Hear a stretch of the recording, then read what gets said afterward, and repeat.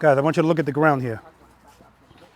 So this is a bunch of stuff on the ground from these trees.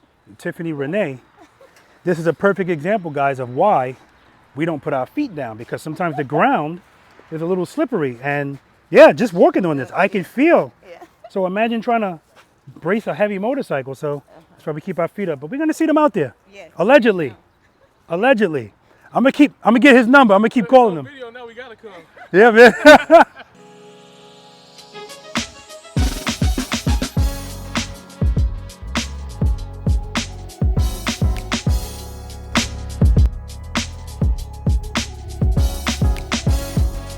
Keep it loaded, keep it loaded, keep it loaded, keep it loaded.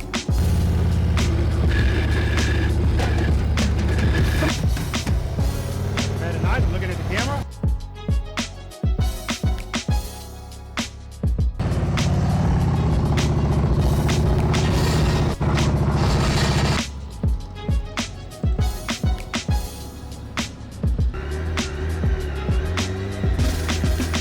Heading on, good, good, good.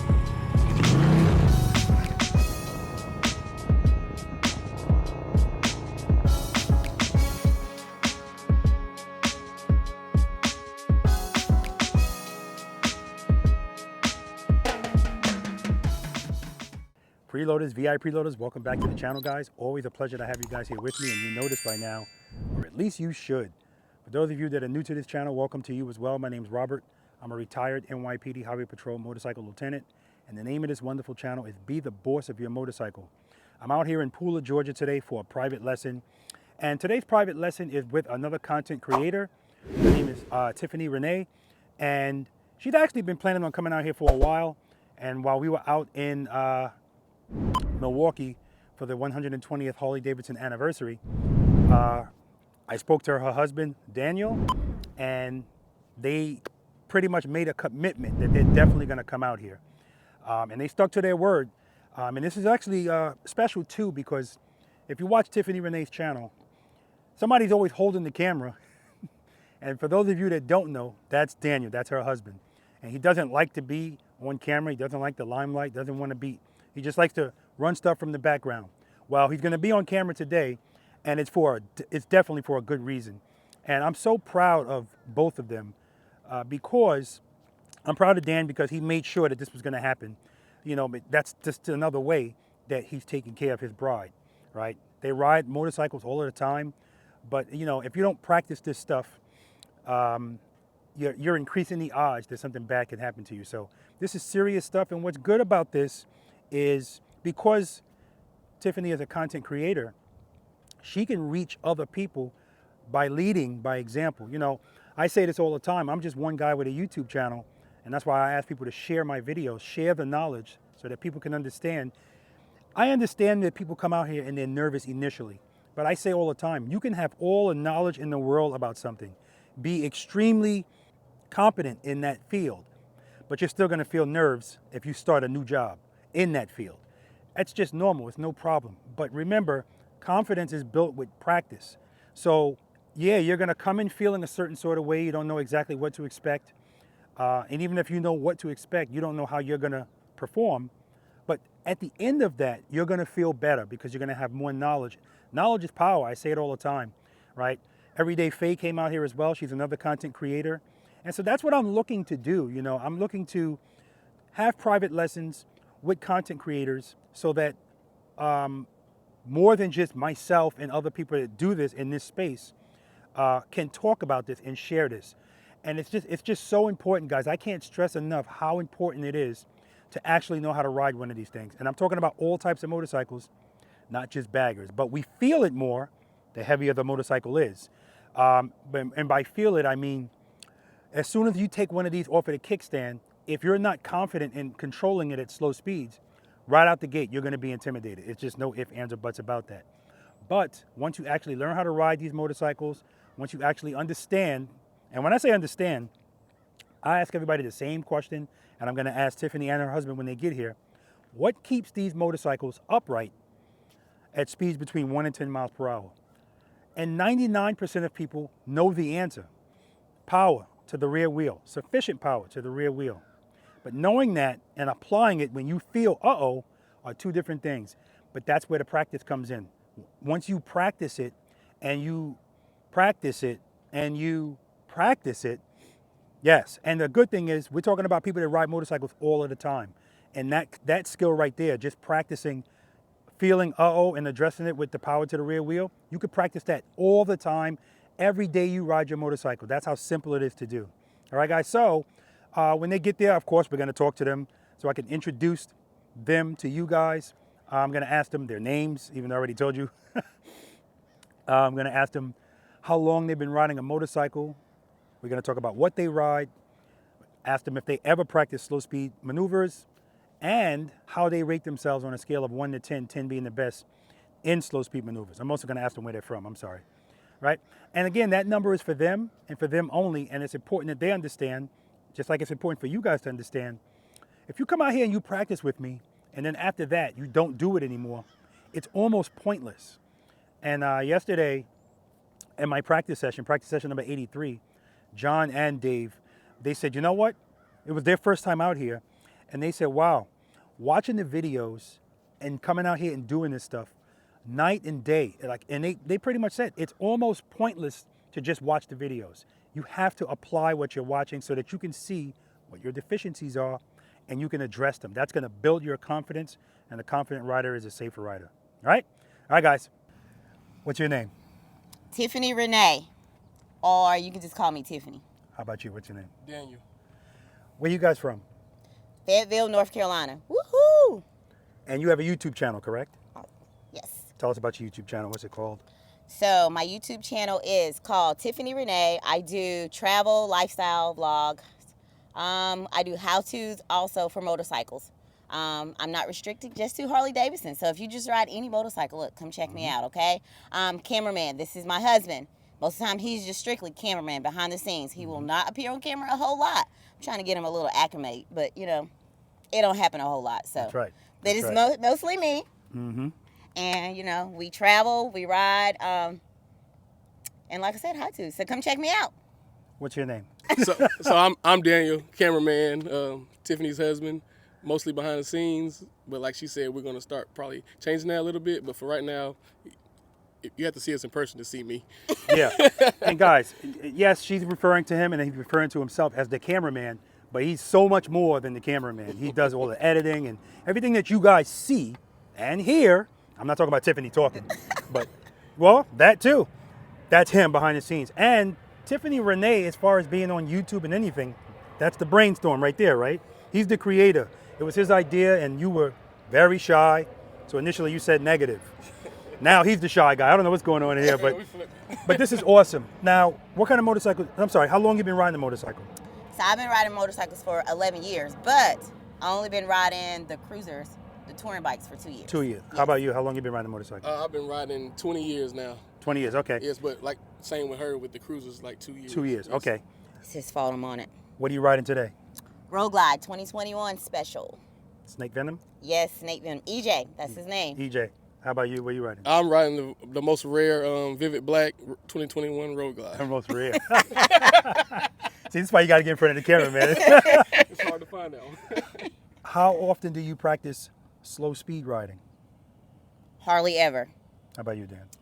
About the same as her. Okay, good. Yeah. If you had to give yourself a rating 1 to 10, 10 being the best slow speed, what would you give yourself?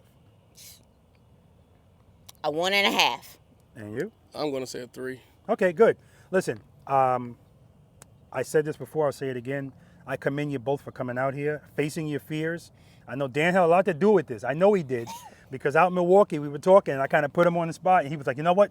We're doing it. and they're here, and that's what it's all about. And like I said before, as content creators, I'm one guy with a YouTube channel, right? I say that all the time. So that's why I always ask you guys to share these videos, because the more people that understand how important this is, the better. And I also said this in my intro, and shout out to Dan, because there's many ways we can take care of our bride. This is a big one, right? It's a big one. All right, guys? All right, let's do it. I got to keep you loaded. I get it. I just got to tell my brain. I get it. Good morning. Good morning. All right, so first things first, we talked about some of this last night. Check your egos at the door. We got nothing to prove. This is not a competition. Nobody's grading you. There's no pass, there's no fail. I'm just trying to ease the nerves. Here's the good news about the nerves. As the day goes on, it's going to dissipate, because it's just like anything else. The more you know, the more confident you are, the less fear you have, right? Yes. We fear what we don't know and what we don't understand. So that easy. All right. Nervous? Yes, Little I bit. am. Okay. But like you said, ego's at the door. Don't That's y'all right. judge me, okay? And you know, the first things that we're going to be doing today, it's not going to require any leaning of the motorcycle, right? That's what people usually fear the most. But what we are going to focus on is stopping and starting smoothly, right? Smooth starts, smooth stops. And believe it or not, it's a huge component on being confident riding these motorcycles, because I say it all the time, these are the only vehicles in the world that people's heart rates go up the slower they go. So, but we're going to take care of that. We already know about the penalties. If you touch this front brake, and when I said not touch it, but if you squeeze it Okay. while you're in a slow speed maneuver, that's a 10 push-up penalty, right? It's voluntary. It's voluntary. If you put a foot down every time you feel like you're going to fall, that's a 10 push-up. I really want to make that a 50 push-up penalty. And I only say that because that's how we get hurt, period. That's how we get hurt. It's a heavy machine. You know, some people grew up riding dirt bikes, so they're accustomed to doing that if they're going around a turn or something. That's not really gonna, it doesn't fly with these vehicles, right? Although, even with a dirt bike, the rules don't change, right? Okay, 5 things I want you guys to do before you move your motorcycle all day today. 5 steps. What's always step number 1? Step number 1 is first gear.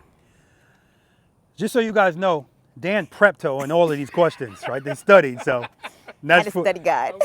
and that's cool. That's cool. Make sure the motorcycle's in first gear. Why is that important?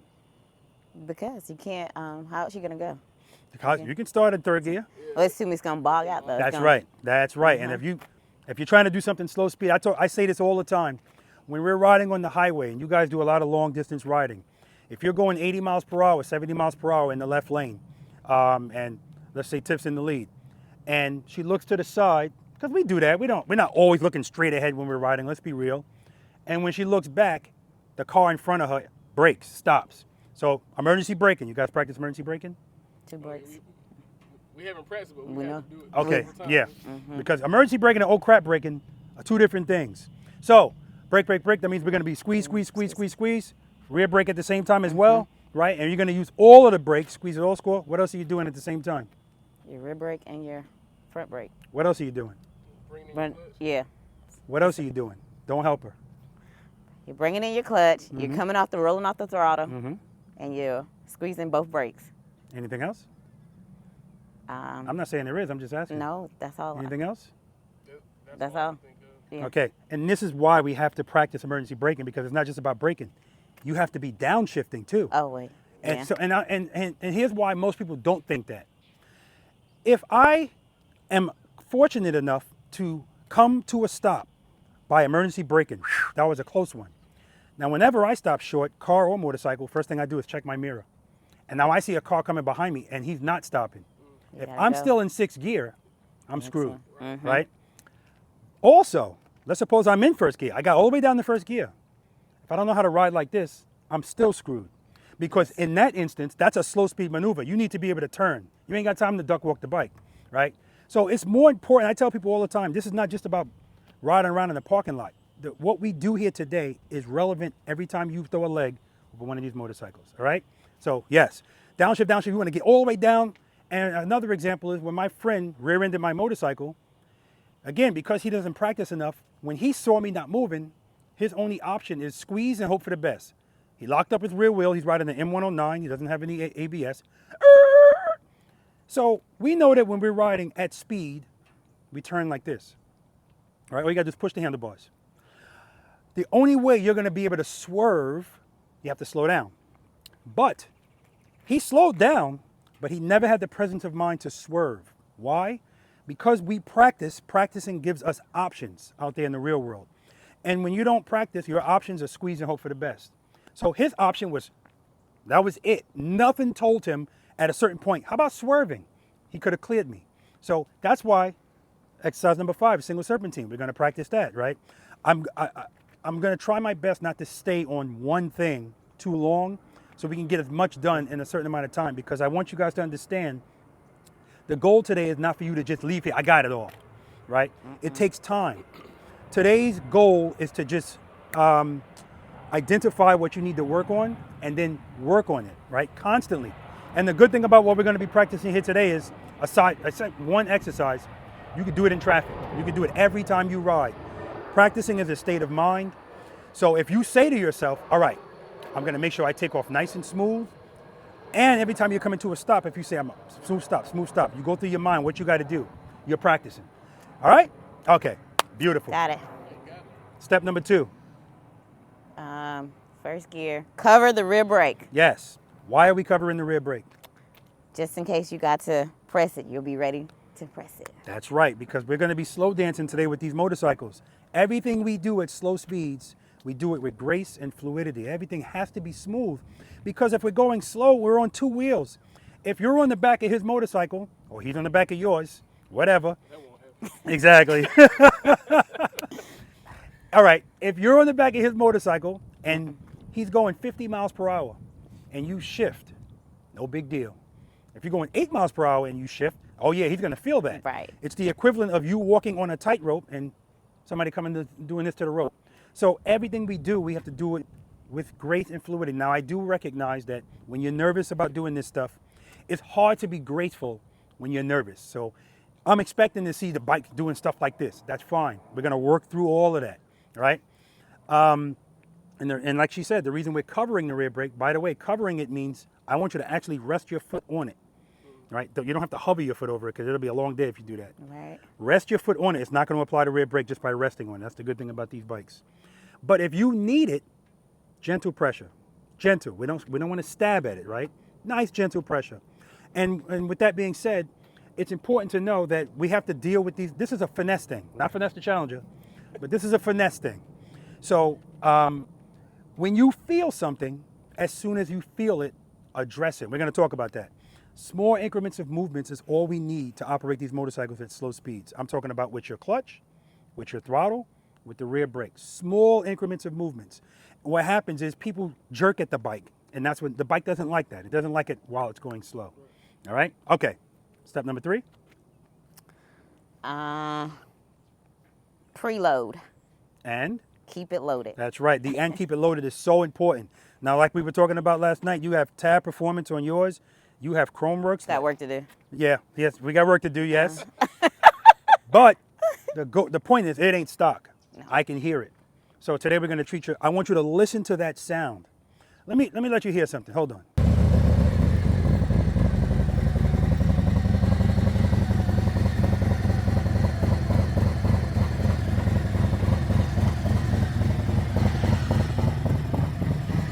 All right, if you're riding a BMW K Series or a Goldwing, if you listen to those motorcycles idle, it's like, it's kind of steady.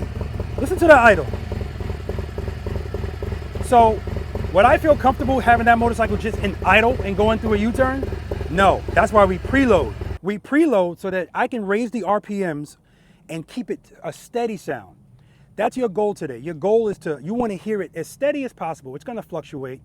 So I'm not too concerned about you being too high. Of course, I'll tell you it's too high.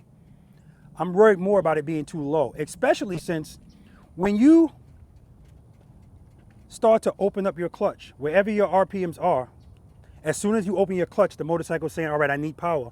Your RPMs are going to go down just by opening the clutch. So if you're at 1,000 RPMs, that's a problem. It's going to go down and it's probably going to stall. So I like to forget about the numbers. I want you to listen to the sound. And over time, you can look at the number at first, because I want you to know what the number is based on what the sound is. And then you can forget about the number. I'm at like 1,800, 2,000. Sometimes it depends on the motorcycle. Sometimes I'll go even higher right before I'm going to do something. It just makes me feel better. I know I don't need it, but it makes me feel better. If I hear it, I know it's there. I was out here practicing one time with my music blasting. And that's when I first realized, wow, how much I depend on what it sounds like. I couldn't hear it, so I turned the music down. All right, so preload and keep it loaded. As soon as you hear it drop, bring it up. If you hear it too high, bring it down. Step number 4. Find the friction zone. Find the friction zone. Yes, slowly release the clutch into the friction zone. And again, because we're slowly releasing the clutch, the bike should start off slow. But with most motorcycle riders, they're very uncomfortable between 1 and 10 miles per hour. So starting out slow, either they're gonna say screw that and pop the clutch so it starts out quickly, or they're gonna start out with their feet out, the landing gear, and it's gonna stay out as long as they don't feel comfortable. And when they feel comfortable, then they're gonna put their feet up. We're not duck walking out here today. I'm letting you know that right now. We are not duck walking out here today because we're in a controlled environment. We're here to get better. We're here to practice. So we have to challenge ourselves a little bit, right? Correct. Now, I asked you this question last night. What keeps these motorcycles up at slow speeds? Power to the rear wheel. That's right. You agree with that, Dan? Yes, sir. Sufficient power to the rear wheel, because sometimes somebody will open up their hand into the friction zone and then they still feel the bike falling and then they panic and go, oh crap, and they squeeze the clutch in, the bike falls. So were they in the friction zone? Yes, the bike's moving, but they weren't in the friction zone enough. So this is what I'm talking about when I say, as soon as you feel something, address it. So if you feel falling, your brain's gonna say, put my foot down. Right. Just open up your hand. It's designed to stand up and go straight with power. That's what it always wants to do. That's why it doesn't give a crap about you with speed and power. It can go right by itself. It doesn't need you. So again, power. Falling, power. And the more you get comfortable with that, then you use that to control this motorcycle and do what you want it to do. I want to lean. I'm going to lean the bike, but I don't want it to fall. So what it's based on, this is all a feel thing. It's based on what I feel. So I want to stay in that lean. Where I am in the friction zone, that's good. I'm going to stay right there. I'm going to keep my hand right there. And this is one of the problems that people do. They change things. Once you find something good, if it's working, friction zone, throttle, if you're using the rear brake and dragging it, because remember, I don't want you guys to be stabbing today, right? If you apply pressure to the rear brake, dragging it is going to make this motorcycle be smooth. Also keep in mind that we know power keeps the bike up. If you use power along with the rear brake at the same time, they work together in harmony. It makes the bike rigid. It makes it want to stand up. And that's the only way you're going to be able to keep this bike steady and true at very slow speeds. And what I'm referring to is coming to a stop. So a lot of motorcycle riders don't like stopping. You know, oh, damn it, we got to stop. Every stop's an adventure, especially if they're riding two up. Let me rephrase that. Especially if they have the audacity to put another human on the back of the motorcycle that they really care about. Right. So sometimes you come into a stop, Tiff, Dan, I do it too. I pull my clutch in and just let it coast. And I can come to a smooth stop because sometimes the balance works out. But there are times where you're going to start feeling the handlebars going like this. And that's when people resort to, I feel falling, time to stop. But we're here to be the boss today. So we don't stop when the bike says it. We stop when we want to stop. And that's why you see stops abrupt, because as soon as they feel that, front brake, right? And they grab that front brake, and if the handlebars are turned, which we're not going to do today, don't stop with the handlebars turned. We want to make sure we're straightened out. So how are we going to do that, Tiff? If we're approaching the stop, we have to make a turn. Actually, I'll give you a better one. I'm going to make a turn. I go to make the turn, and then I see you right there in my path. I'm already in a lean. How am I going to deal with that? Because most people, like somebody said to me in a practice session, he said, I'm pulling out of a gas station. I go to make a left turn, and bam, I see a car coming like this. He said, I had to lay her down. What choice did I have? I was already in the lean. What would you have done? Or what could you have done? I probably would do the same thing. Okay. End up laying it down. Dan? Probably would have got back into the friction zone Why? so I can keep the bike standing up. That's the answer. See, this is, every time somebody drops their motorcycle out here, I always ask them what happened. Because if you don't know why something happened, the chances are you're going to keep repeating it. The answer is, it's a rhetorical question. It's always the same. They don't have enough power to the rear wheel. We already talked about the fact that this motorcycle with power always wants to stand up and go straight. So with that being said, if you go into that lean and you go, oh crap, go back into the friction zone, but rear brake at the same time. Because you're not trying to go fast, you just Right, need so- power. Stand up, rear brake, boom. That's all that is. That's all that is. And that's going to be relevant in so many different things, including coming to a smooth stop. As soon as I start feeling like this, go back into the friction zone, 20%, 80% rear brake. That's going to make the motorcycle true. If you see me riding really slow, or you see police in like a motorcade and they're going really slow, there's power going to that rear wheel. I'm going to demonstrate it for you. I want you to listen to my engine, because I'm going to pull the clutch all the way in. Right before I'm ready to put my foot down, if it doesn't feel like I want it to feel, I'm just going to give it a little bit. But I'm gonna make sure rear brake, rear brake, rear brake, and once it feels good, boom. And that's the goal today. Let me see your shoes. Okay, good. When you got, hey, they even got matching shoes. I love it. When you guys come to a stop today, your goal is to have your foot come down like this. Your foot, Tiffany, not your feet. Like this, or in stride, like that. Now that's the goal. It's not gonna happen every time. We're still on 2 wheels, but my point is this should be far and few between that you're stopping like this, right? Far and few between. Now, if you're coming to a stop, sometimes people come to a stop and it's smooth, but at the end of it, their balance is off, and so they have to put the right foot down and grab. We're not talking about that. That's fine, right? But that's your goal all day today, and after you guys leave here, that's always your goal, to stop like that. And I'm telling both of you guys, once you get extremely, I don't even, forget about extreme. That's the beauty of this. You don't have to be the top 10% of any of this, because so many people don't know how to do it, that you're gonna stick out like a sore thumb. And when you guys roll up together, people are already looking at you. Hey, that's Tiffany Renee. When they see you pull up 90 degrees like this and put a foot down like this, bing, oh, shoot. All right, let me show you something. I wish I was exaggerating, but I'm not. It's just, it's something else.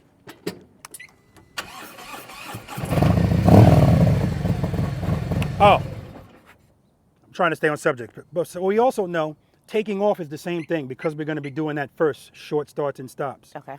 When you guys take off, we're going to be going over to those cones. Those cones are 15 feet apart.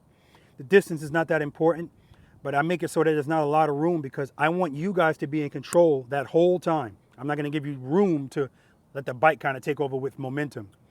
So to take off smoothly, this is why a lot of people don't like this, because that initial feeling, they want to pick up their foot and they're going like this. I'm letting you know now, if you tap the ground 3 times, that's 30 push-ups. Oh, Boom, man. boom, boom. Just as soon as the bike starts to move, remember the steps. So it's not like, if you had to give a percentage on how much your balance is relevant in this, what number would you put on that? It's like 90%. 90%. Dan? 0. 0. It's closer to 0. Why? Because once the bike, we already talked about it. With power to the rear wheel, it wants to stand up. No. So as long as there's power, your balance is irrelevant. You could fall out on your bike, right? Yeah. If it's power, it's just going to go straight. So that same rule applies right from the start. So that's why if we follow the first 5 steps, first gear, cover the rear brake, reload. As soon as I start opening this clutch, my foot's coming up. I'm good, because there's power, right? And then, it's just a mind. All right, I'm coming to a stop. All right, friction zone, friction zone, friction zone, friction zone, rear brake, rear brake, rear brake. Bing! Now, a lot of this has to do also with coordination, and people are doing stuff out of order, and that's why everything looks all herky-jerky. So even right there, as I'm coming to a stop, a lot of people are just hoping that everything works out so I can just stop. I'm feeling the bike is like, whoa, whoa, whoa. So I stay in the friction zone a little bit, rear brake, rear brake, rear brake, and as soon as I feel like, okay, now I can put my foot down, that's when I finish off the rear brake. Simultaneously, this foot's coming down. I'm doing it at the same time, right? Okay. Step number 5. Pick up your left foot. That's right. As soon as you feel it starting to move. So I don't want to see you guys,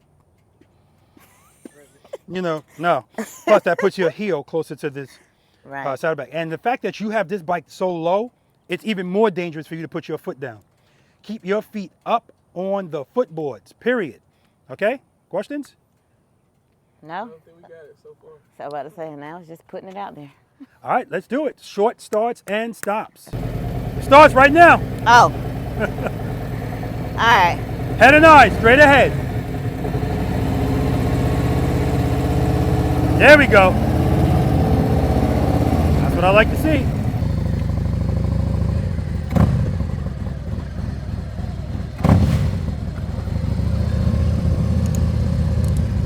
I can't hear, huh?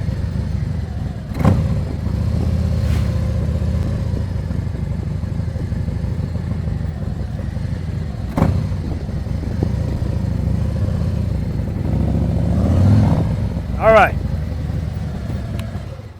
Let me start out by saying I do recognize that because you're riding road glides, you have no clue where the front wheel is on your motorcycle. Unless, I could be wrong, because it's just like anything else, at a certain point, it's a judgment thing. So with that being said, as you guys are going up here, I don't want your front wheel to pass the cone. All right, this is because we have to be situationally aware as well where this motorcycle is. Where's the front wheel? Where's the saddlebags? Okay? This is the most important exercise out here, in my opinion, because everything comes back to this, and you're going to see what I'm talking about. All right. The way you took off, that was perfect. Make sure you keep your head and your eyes straight ahead today because it helps with your balance, like I was talking about. It makes stuff easier. All right. Second cone. First cone to the second cone. First 5 steps. You're good. Rear brake, rear brake, rear brake.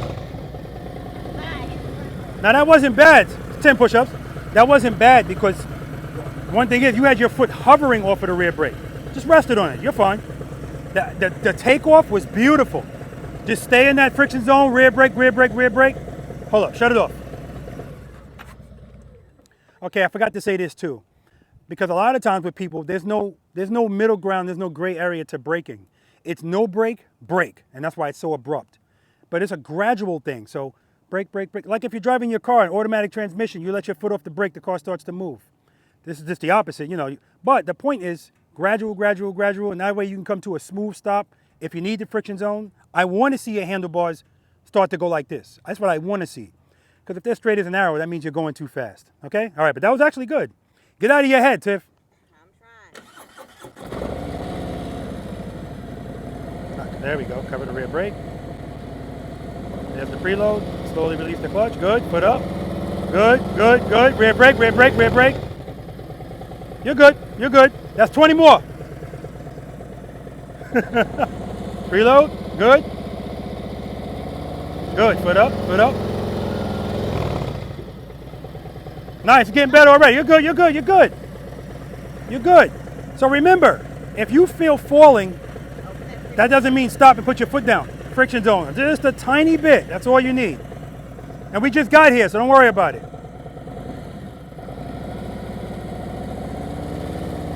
Good, good. Rear brake, rear brake, rear brake. So you still have your foot hovering over that rear brake. Just keep it on it. Just rest it on it. Get a better feel for it that way. Good. Foot up. Good, good, good. Nice. Now that time, the stop was going to be good, but I saw your foot wasn't pressing the brake. So when you pressed it at the last minute, that's why it was abrupt. Okay, go around.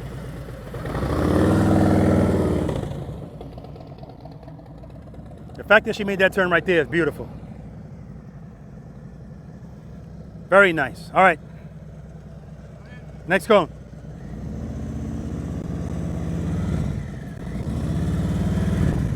All right, you passed the cone big time.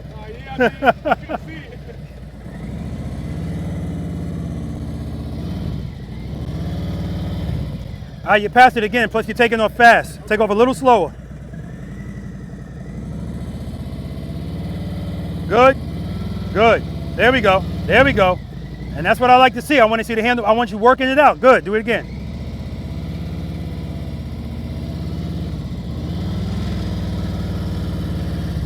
Very nice, one more.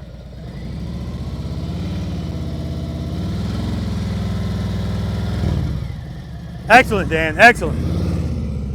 So yeah, as soon as he's taking off, I see the bike start to move, and then all of a sudden I see it rest, and that's because that's when he's pulling in the clutch, because he doesn't need the power anymore. Well, speaking of show off, when I said, Tiff, go around, I was not expecting you to make a U-turn right there. That tells me a lot right there. I always say practicing gives us options, and for most riders, that's not even an option. They're gonna take the long way around. So kudos, and you're looking good already. Trust me, you are way past the majority of people that do this.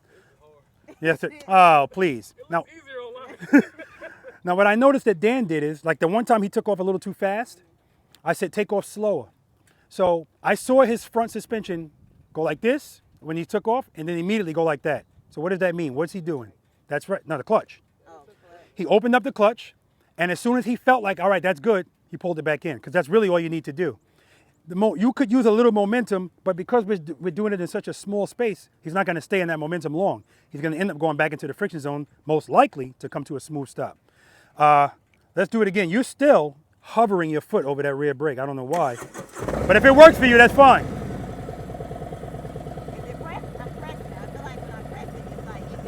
Well, just rest on it. Is your foot just resting on it? You see a brake light? No. It's not going to come on if you just rest on it. You're good. To the second one. Good. Foot up. Good. Slow down, slow down, slow down, slow down. Nice. That's already getting better. Now, right there, what happened is you were in the friction zone. You stayed in it longer than you needed to be. That's why your speed was still high. As soon as it starts to move, you can kind of pull that clutch in a little bit. Let it work out, okay? Good. Foot up. Good. Rear brake, rear brake, rear brake, rear brake, rear brake. All right, now you stopped it too early, but I'll take it. Let's do it again. Stop, stop. All right, shut it off. Okay, remember I said the power to the rear wheel and your rear brake work together in harmony? Don't make them fight. So right here, you're making it fight. Before you even move, I see your bike going like this. You're in the friction zone, but you're holding the rear brake. All right, just be mindful of that. Light pressure on that rear brake.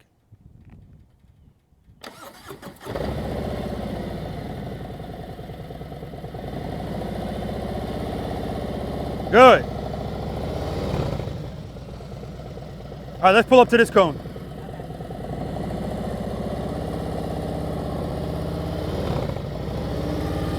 You passed it. Easy, it's another 10. So listen, if that happens again, Tiff, don't worry about it. You feel like, oh crap, just go back into the friction zone, use the rear brake, you're fine. You're fine. Nothing to hit out here except a cone and finesse the Challenger. I'm trying to stay clear. Nice and easy. Good, pull the clutch in. Easy, Tiff, easy. All right, go back around.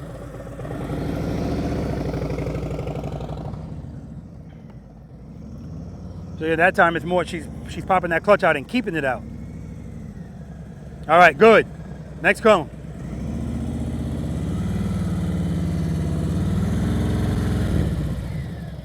Good, nice and easy with that rear brake. Good, good. There we go. That's what I like to see. Good, do that again. Very nice. See how smooth he's taking off? Right there, right there, right there, right there. Beautiful, beautifully done. See, the foot comes up right away. Working it out, working it out. Rear brake, rear brake, rear brake. Whoa, easy with that rear brake. All right, one more.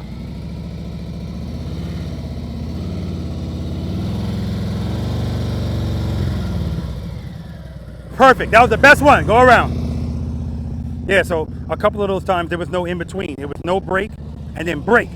And that's why there's, you know, so I'm going to talk to him about that as far as the front suspension.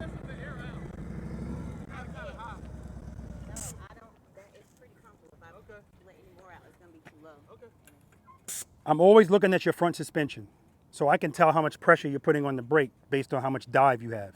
We want almost no dive, almost no dive. So a couple of times when Dan was going, very little compression. And then all of a sudden, I saw it go, right? And that was the moment when he felt, oh crap, I'm falling, time to stop. No big deal, right? Again, I'm gonna nitpick this stuff now because we're in a training environment, and when you train, everything is elevated. But trust me, everything's gonna be fine. Tiff, that time, for some reason, you were kind of a speed demon, you know? Again, that's all about clutch control, but that's also why we cover the rear brake, because the rear brake corrects and control. That's what it does. It corrects us and it gives us control. In this case, sometimes, we're not robots, we open up the clutch, the bike is gonna pop. If you feel that pop, as soon as you pull the clutch in, you can correct it too with the brake, right? Sometimes the clutch alone can correct it depending on what you're doing. But if you need to slow down immediately, rear brake. Okay, let's try it again.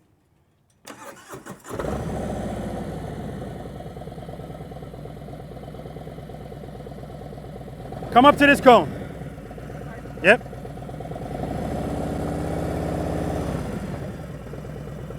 All right. Next cone. What I want you to do is, when you slowly release the clutch, as soon as this bike starts to move, pull it in. You're staying in the friction zone long. That's why you're going fast. Good, foot up. You're good, you're good, you're good. Let's back it up. Another 10, another 10. All right, you're good. You're good.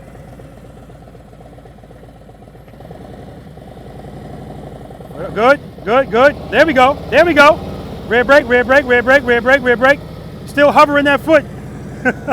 Trust me, you can drag the rear brake if you need to, okay? Try it again. Good, foot up, rear brake, rear brake, rear brake, rear brake, rear brake, rear brake, rear brake. Nice. Try that again. There we go, there we go, there we go. Nice clutch control, nice clutch control. Now, okay, see, we small pieces. The clutch control was great. We just gotta work on the landing. Preload. Foot up. All right, too much clutch. One more. Foot up, clutch out. Clutch in. There we go, rear brake, rear brake, rear brake. But remember, see how when you're stopping, your handlebars are doing this? Friction zone. Go back into the friction zone. It's gonna help stabilize that bike. One more. Good, good, good, good. Keep it in friction zone, friction zone. Ah! Now all that is, Tiff, is you're ready to stop. You're not applying enough pressure to stop. That's the only reason you're putting your foot down and then putting it down twice. All right, good job, go around. And that's all that is. She's ready to stop, but sometimes, that's why I said before, it's about coordination. She's not putting her foot down on the brake enough. So the bike is still rolling when she's putting the foot down, the plant foot.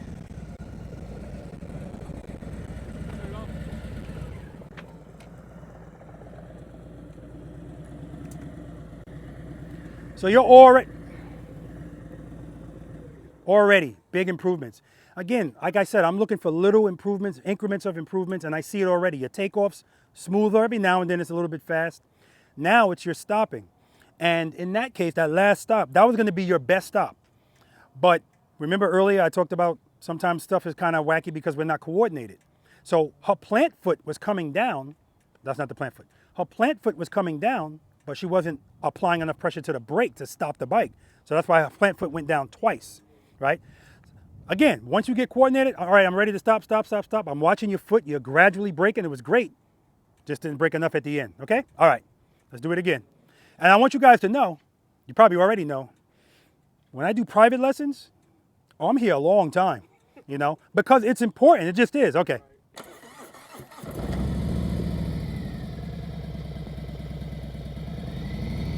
Next time around, I'm gonna have him do a slow ride. Good, good. Very nice. And I can just hear his engine. It tells me everything I need to know. It's matching what I like to see. Right there, see? It's going down, going down, going down. He went back into the... Excellent! Oh my God, that was excellent. He needed the friction zone. He went right back into it, but it was just slightly. Good, good, good. Working it out, working it out. Nice. One more.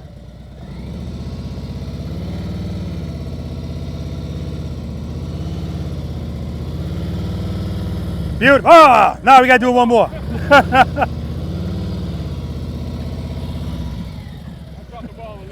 10 push-ups, front brake. All right.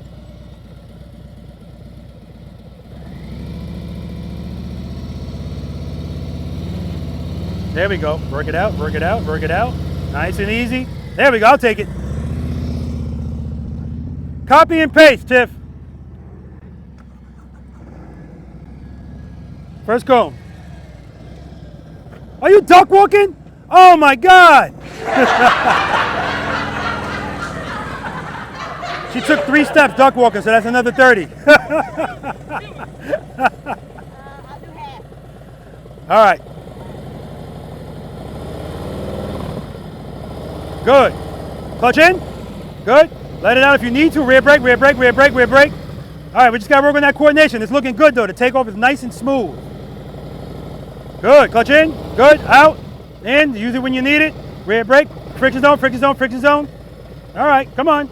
We're getting there. Let's pay attention to that preload. Good. Good. Preload. Preload is low. You're good.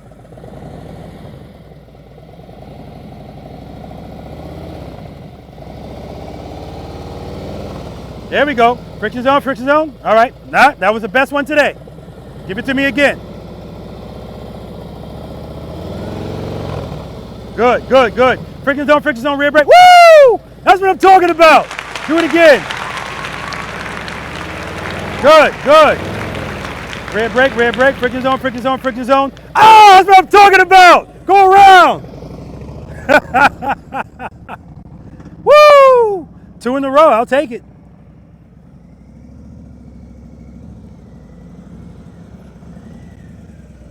All right. I'll wait for her to come. Good. Friction zone, straighten out. Woo! Look at that! Coming out of a turn. Shut it off. Listen, if it was just once, I'd say, all right, look, a broken clock is right twice a day. You did it twice in a row and then came out of a turn, straightened out. Bing! That's what I'm talking about. Oh, all right. I want you guys to, we're going to do a slow ride, okay? I'm going to walk aside you. We're going to come back to this, but I want to bounce back and forth. I'm going to walk aside you. I want you to stay at my walking pace. No rear brake. I want you to use the clutch to control your speed. So I'm not going to be walking like this, so don't worry about it. But because I'm going to be walking and you can't, I don't want you to pass me. When you open up that clutch, as soon as that bike starts to move, it would behoove you, pull it back in. And just open it up when you need it. I need it, I don't. I need it, I don't. And work it out, okay? Questions? All right, let's do it, Dan. No rear brake. No rear brake. All clutch.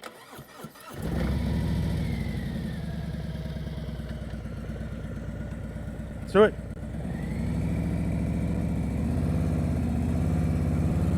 Get off the rear brake. That's why it's so easy. Yeah.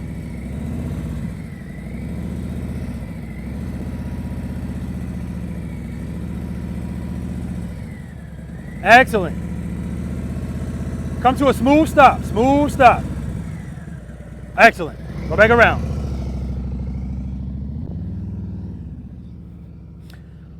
Ready? Pull up to this first cone. Don't duck walk up to it. All right.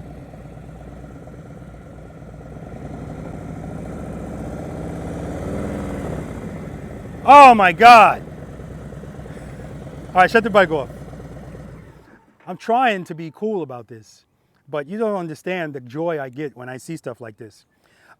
Because again, this is where it starts. Confidence already is starting to grow.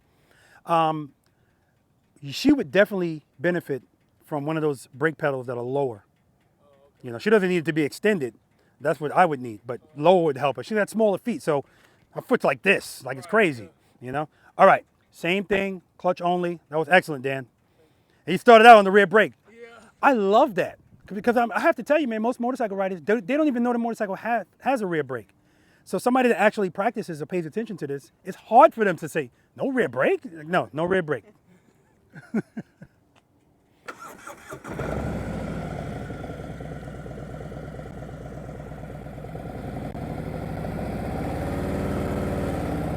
Foot off the brake, foot off the brake. There we go.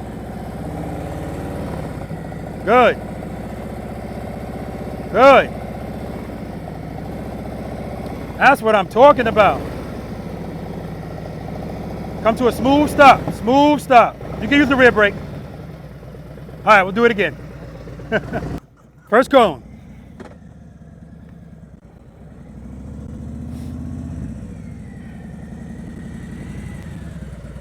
All right, you can cover the rear brake. We're gonna do the same thing, a slow ride. And then I'm gonna tell you, come to a smooth stop. You're gonna come to a smooth stop. Start again, smooth stop. It's not gonna be about the cones. I'll tell you when to stop. Okay? All right, let's do it.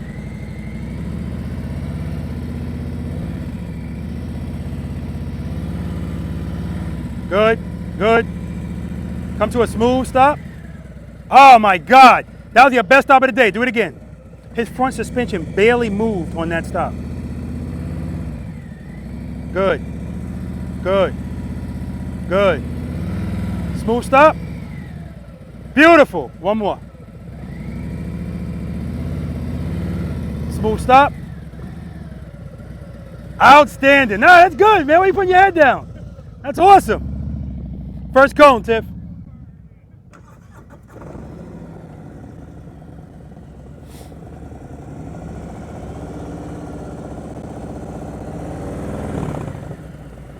Excellent. All right. We're going to do a slow ride again. You can use the rear brake, but I'm going to tell you smooth stop, and you're going to come to a smooth stop. It has nothing to do with the cones. Whenever I say smooth stop, smooth stop. All right. Yes, absolutely. Good. Nice takeoff. Nice. Smooth stop. That's fine. Balance thing. That's all that was. That's all that was. We talked about that earlier. All right, let's do it. when you're coming to a stop, the weight falls to the right. You're good. Just open the clutch when you feel it. That's all. You feel full and open the clutch. Another 10.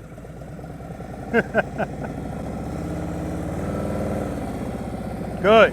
Smooth stop. Yeah, make sure you're covering that brake. You can cover it. All right, let's do it again.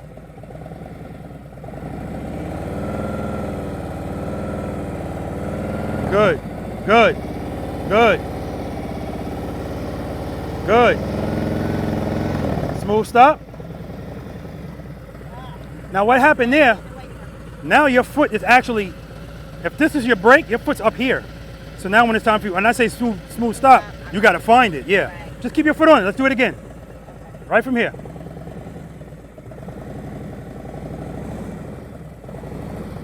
Good. Good. Good. Smooth stop. What a difference. What a difference. Because she's keeping her foot on the brake the whole time. So it gives you a better feel for what you need to do based on what you're feeling with your foot. Do I need to apply a little bit of pressure? A lot of pressure? Awesome.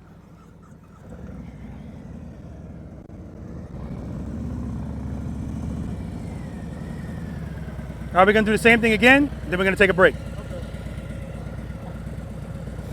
Keep it loaded, Tiff, coming around there. Oh my God. It's making my stomach hurt, it looks so good. All right, you ready?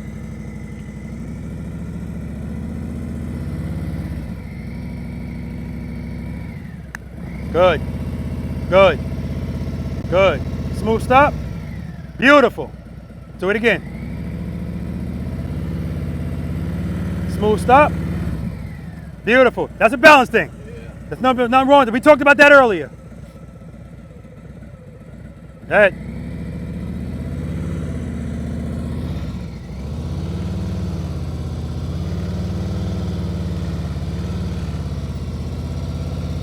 Smooth stop. Outstanding. You can take a break. All right, we're going to do this one more time, Tiff, then we're going to take a break. For you and, what's the bike's name? What's your motorcycle's name? EJ. You and EJ can take a break. Okay. All right, first cone.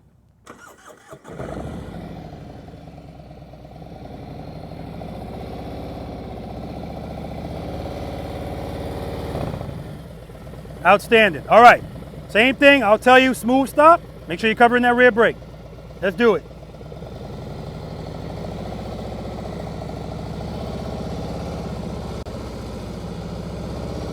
Beautiful, beautiful. Smooth stop. Excellent, Tiff. Excellent. Do it again.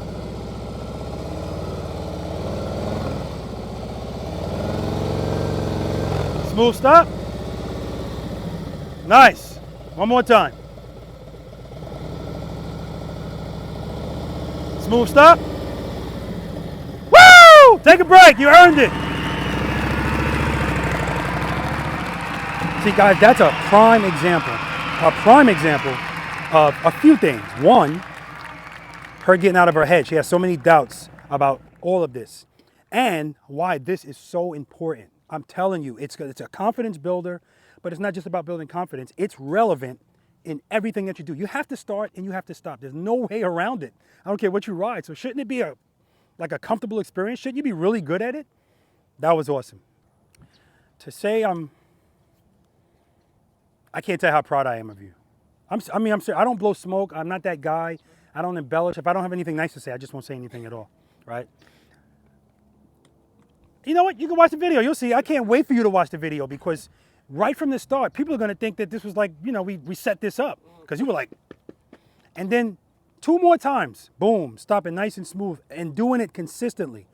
That's why I tell people you have to make sure, even when you leave here, keep doing it.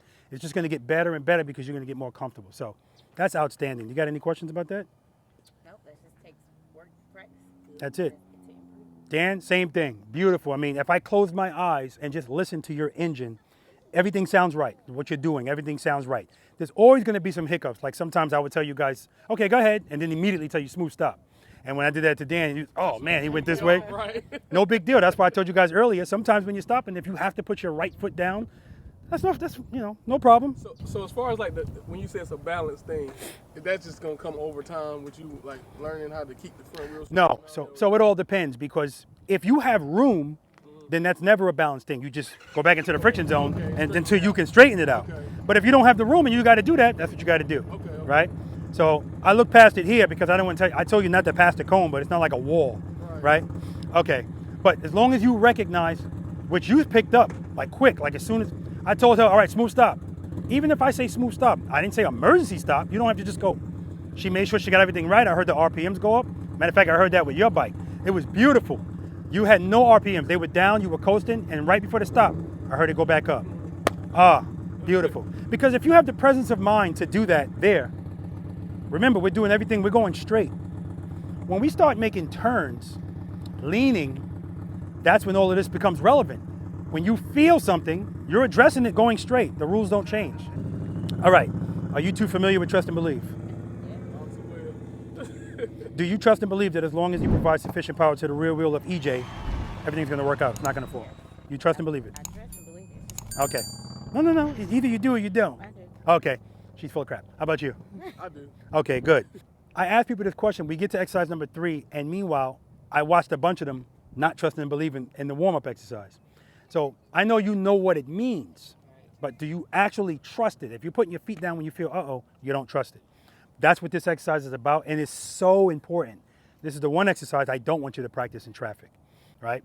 Because we know we open up the clutch slowly, and as soon as it starts to move, that's when we pick up our foot, whereas now we're gonna be picking up our foot with the bike not moving at all, right? But if we trust and we believe, see, that face don't even look like trust and believe. So how long do we have to stay with, like, just for an instant? Or? Oh, good question. So 5 steps to this exercise. What's always step number 1? First gear. That's right. We're going to make sure it's in first gear. We're going to cover the rear brake. Wait till you watch this video, man. This is why I love recording people do this, because being able to watch yourself from a different perspective and relaxed. Like Robert keeps telling me, rest your foot on the rear brake. Meanwhile, her foot's like, right? Yeah. And then as soon as I told her, trust me, that's why I wanted him to verify, the brake light's not coming on just by resting on it. As soon as she kept her foot on the rear brake, that was the first time you stopped like this. Bing, right? Because if your foot's already on it, this is a feel thing. If your foot's already on it, based on what you're feeling, you already know how much pressure I need to apply versus going to it, then trying to do that. So it makes a difference. So step 3, we're gonna cover the rear brake. Step 4, we're gonna bring the clutch right before the friction zone. So I want you to open up the clutch. As soon as you feel the bike start to move, pull it back in. A little bit. I want you right before it. Everything that we're doing at slow speeds are small increments of movements, right? That's why I want you right before the friction zone. Step number 5, pick up your foot. I don't want the bike moving at all. Now, every time you guys do this exercise, I'm looking at the treads on your tire. If I see them move even a little bit, I'm gonna tell you you're moving. You should know if you're moving too. So if you're covering the rear brake, sometimes it's the ground. The ground is, and you feel the bike moving, apply a little bit of pressure, all right? Then, step number 5, pick up your foot, right? When you pick up your foot, like he said, how long are you gonna do it? Depends on when you feel falling. Okay. We have to feel it, because if we don't feel it, this is pointless, right? The feeling that we feel to put our foot out is fear. That same feeling, we have to replace that with this, not our foot. So, I'm not saying I feel falling, 1 Mississippi, 2, no, as soon as you feel it. And if you address it as soon as you feel it, like I said, it's a small movement. You're already right before the friction zone. Okay. So as soon as you feel it, boom. Right. As soon as you feel it, boom. So even with this right here, that's still not have anything to do with balance? No. Okay. It doesn't. Because we're not trying to balance the bike. When we pick up our foot, sometimes people pick up their feet and it's just sitting there. Mm-hmm. In that case, the balance is just working out, the way they picked up their foot, whatever. And then eventually it's gonna fall. Once you start feeling it, address it. Okay. What I told Dan is, we're talking about small increments of movements. So his initial question was, how long do we wait? If you pick up your foot and the bike is just standing there, which happens at times, for 3 seconds, nothing's happening. As soon as you start to feel it to fall, no matter which way it is, correct it. And then I want you to come to a smooth stop. Because we're always, what's the 3 C's of Preload Nation? Now that I don't know. Confidence, control, consistency. Confidence is always first because everything follows that. Right. Control, yeah, we want to always be in control. So that's why you coming around that turn, I'm hearing you're in the friction zone, so it's not a momentum turn. Straightening out, friction zone, smooth stop. You just don't understand how many people can't do that. right? It's such a big thing. It's such a big deal. That's total control, right? And that's why I asked you guys earlier, you're coming out of that turn, how do you handle that? If you don't know, that's how we, like you said, me, I would just drop it. The real answer is, I said to the guy, I already know you didn't look before you turned, no head and eyes. So that's why I harp on that big time out here. Can I make a left turn looking right? Like if I'm looking this way, can I turn this way? You should be able to. Yeah. So this is not about can it do it, it's a safety thing, right? So what comes first, head and eyes or handlebars? Head and eyes. That's right. So if I turn my head and my eyes and see a truck coming, is there gonna be a handlebars? No, it's gonna be a stop. So when I see people out here turning like this, I have to get on them. Head and eyes, that's what I'm, because it's more about safety. All right, back to this. I'm gonna demonstrate it for you, and you're gonna see.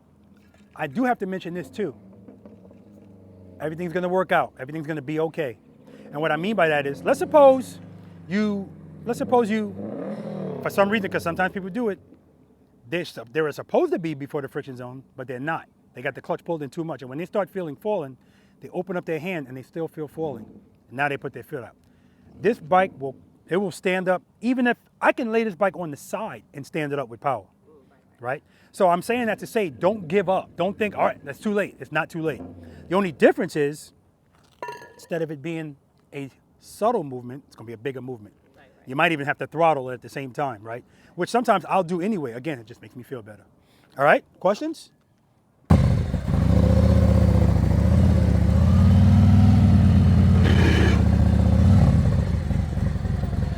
All right, first gear, covering the rear brake, preload.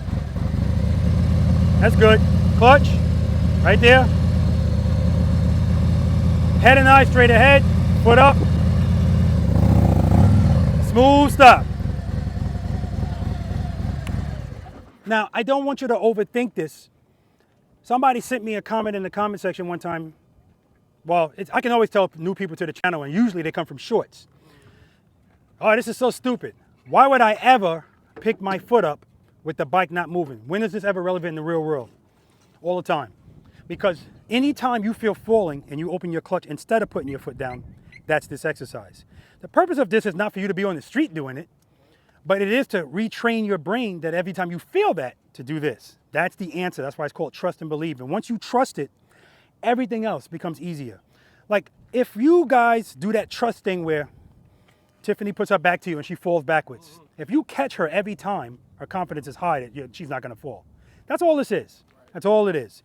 Now, a couple of things. One, that whole keep it loaded thing, this is where most people, because you're concentrating so much on whatever, as soon as it's time to pick that foot up, I hear the RPMs go down, right? So make sure you keep it loaded, right? Now, let's suppose you pop the clutch and panic.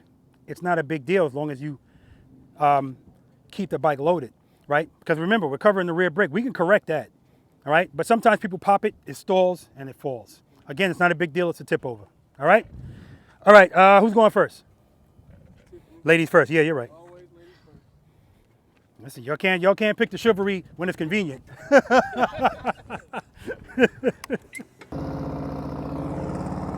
Head and eyes, head and eyes. Keep it loaded, you're good. You're good. Struggling! Alright, start this way. All right, back it up so we're straight. Oh, let me help you, I'm sorry. I can drop this down. I'm still gonna help you. Good, good. Smooth stop. All right, shut it off. Let me ease your mind. Remember all the way back in the beginning of this thing when I said, how often do you guys practice? And you said, no. So whenever I see somebody getting frustrated, I always tell them, you're right where you should be. You haven't earned the right to be frustrated yet. If you're always practicing something and you still don't get it, bam, that's when you can be frustrated. So you're good, you're good. All right, and don't forget to come to a smooth stops part. Let me put this out of my hand. You're good. Where you going? Oh, I thought you wanted to come back. Nah, you're good, don't worry about it. Let me just move this over. All right. Start her up. First 5 steps. First 5 steps. There we go. All right. Preload, keep it loaded. Good. Listen to that sound. Give me some more. Keep it there. Clutch. Right before the friction zone. Pull it in a little bit. Yeah, your clutch is early. Okay, good. Keep it loaded. Pick the foot up. Don't let this bike move at all. You're moving. You're moving. Let it out. Let it out. That was it. That was it. Trust it, Tiff. All right. Preload. Good. You're moving. Use the rear brake to make sure it doesn't move. That's all. Okay. Preload. You're moving. That was it. Trust and believe. You're moving. You're moving. I don't want this bike moving a millimeter, Tiff. Trust it. Trust it. Foot up. Foot up. Shut it off. Here's another thing, like I said earlier. I don't want you to, like, people are trying to pick up their foot and see how long they can balance the bike. That's not the exercise, because if you pick up your foot and feel falling immediately, you're in the exercise already, okay? So don't overthink it. Pick up that foot, and if you feel it, go. But don't pick up your foot and just open your hand. I need you to feel it, okay? All right. I'm holding the bike too, so don't worry about it.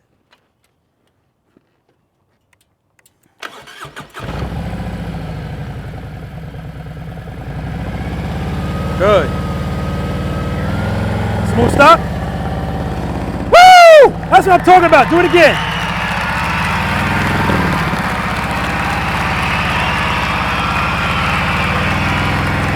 Let it out. Ah, that was it.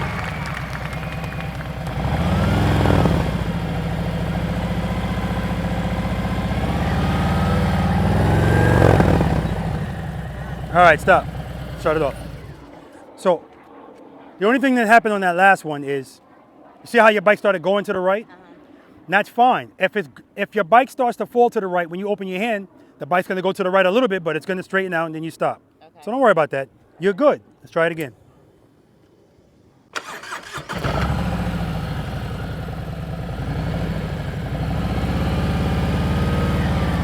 Smooth stop. Nice. Go around.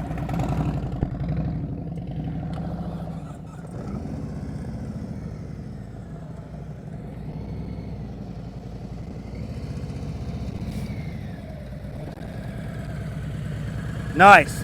See how it's always relevant? You have to stop. So, look at this. So shouldn't you be good at it? All right. So First, I'm covering the rear brake? Yeah, you're covering it. Okay. Now, if the bike's moving, you're going to probably have to apply pressure to make sure it doesn't move. Okay. Because you don't want to use the clutch because you're right before the friction zone. You want to stay there. Right. All right. All right, head and eye straight ahead. Preload. Listen to that sound. Keep it there. When you're ready, pick up that foot. Smooth stop. Nice. Now right there, you see how it almost stalled? Preload went down, that's all. Yeah, okay. Let's do it again.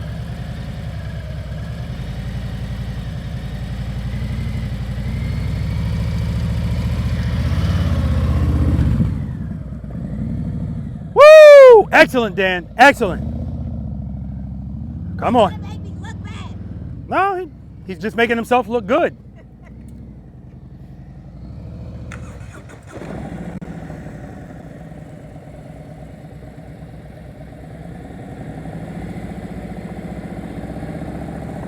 Nice and easy. All right, so right there, you said, no, you shut up. Right there, as you were pulling up, you were like, I don't feel comfortable turning left, so screw it. I'm just going to go straight, and that's why you're facing this way. And to address you saying he's making you look bad, it's impossible. If this was sewing, he can make you look bad. But nobody's going to look at this and go, he's making her look bad. If it was reversed, they would say, you're making him look bad. Because they're expecting him to know how to do this. All right, right here. We're only going to do it one more time because, again, this is something that you can kind of practice on your own. You have it already, so. All right.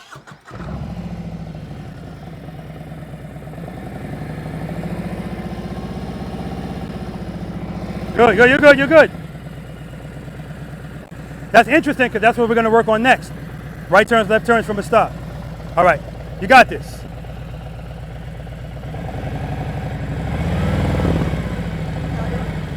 RPM. 2,000. 2,000. Yep. So if I go any higher, like it's not gonna hurt it. No, it's not gonna hurt it. No, you're moving. Good, good, good. Smooth stop. Remember, don't put that foot down. Anytime your foot comes down like this, you're putting it down because of falling. We don't want that. That time you were moving a little bit first. Trust and believe. Don't pick. Nope. There we go. There we go. Oh, what are you doing? That was it. That was perfect. Oh, man, that was perfect. One more time. Yep, let it out. Yep. Oh, you had it. I guess once I start moving, I feel like a wobbly. I guess I don't go back into my friction Yeah, zone. exactly. See, So, that's beautiful because you know what to do. right. You want to do it again or you're good? I'll try one more time. Go around so you're not so close to the camera. Reload, reload.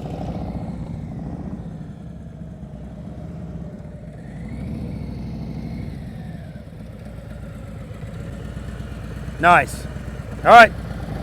Now after you finish this, you can park right there. Pretty much we're going there next, so you can park right there.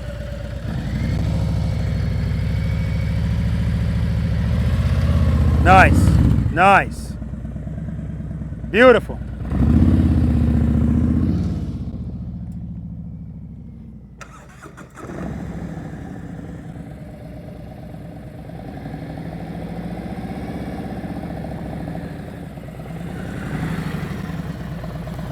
So and that's all. That's a result of you taking off too quickly.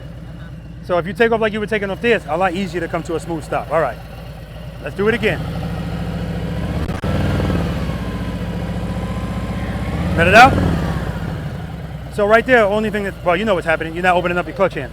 Okay. I think when I pull my clutch in, I'm pulling in too much. Too I'm much. not leaving it in the friction zone. Yeah. It's a mental like practice. And you know it shouldn't be in the friction zone. You're right before it. Right. And I noticed your friction zone is really early. So even if you pull your clutch all the way in, you're still like right before it. You don't have a lot of travel at all. Nah, you're moving. Stop, stop. Make sure you're not moving. Use that rear brake to make sure the bike's not moving. Preload. Keep it there. Foot up. Open the clutch. Yeah, when you're feeling falling, you're like, I'm watching your hand. It's all the way in. Preload. Foot up. Open the clutch. All right, you had it.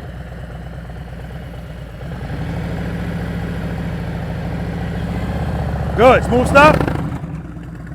There we go. All right, head over there. All right, right turns, left turns from a stop, guys. All right, so excellent job, Dan. Just outstanding, beautiful. And I could tell when he said, "I trust and believe," the inflection, the tone in his voice, I knew he trusted and he believed. Tiff, it's there. It's just a matter of practicing it. Because again, you have to think about it. That feeling that you had, we're not even moving, and it terrifies people. Nobody likes the feeling of falling because it's a feeling of not being in control. So, and we want to have control. And when we trust that, that's our control. That's why that's one of the 3 C's in Preloader Nation. This gives us our control, and that rear brake gives us even more control because we're not robots. Sometimes you might pop it, like I said, correct it with the rear brake. Now, watching you turn, now I saw that you have a little apprehension to turn the motorcycle. A lot of people don't want to turn the handlebars. Now, right now, guys, yes, that's separating you right now from 90% of motorcycle riders. Just that alone. This is almost 100%. Because most motorcycle riders ride straight and make slight turns, this is a skill they don't even know. This is duck walk city. It's not even a thought to ride through this, right? So again, we're gonna treat this like it's a gravel road. Like, see all this sandy stuff? If that's here, duck walking the bike is even more dangerous because you don't have any traction on your feet. So in those instances, we have to make a turn on our motorcycle straight up. And in my opinion, this skill is more important and more difficult than anything leaning. Because in order to lean the motorcycle, you have to have speed. This, no lean, it's all on you to control the motorcycle. Now, usually, I don't start people at the cones. I'll have them facing this way and I'll stand over there and just tell them to come to me and just have them make the turn. If that makes you feel more comfortable, we could do that first. Okay, yeah, we'll see. All right. So, the reason why this is exercise number 4 and not number 1 is because we got to get this down packed first, right? The first time you guys do this, you're just going to go straight through. Okay. Straight through. What's your strength? Right turns or left turns? Left turns on my strength. How about you? I'm ambidextrous, so it's kind of both. It's mainly the left, though. Okay, yeah. So I am going to let you guys know, whenever I ask people this question, because most motorcycle riders don't turn like this, they're thinking about U-turns. It's not the same.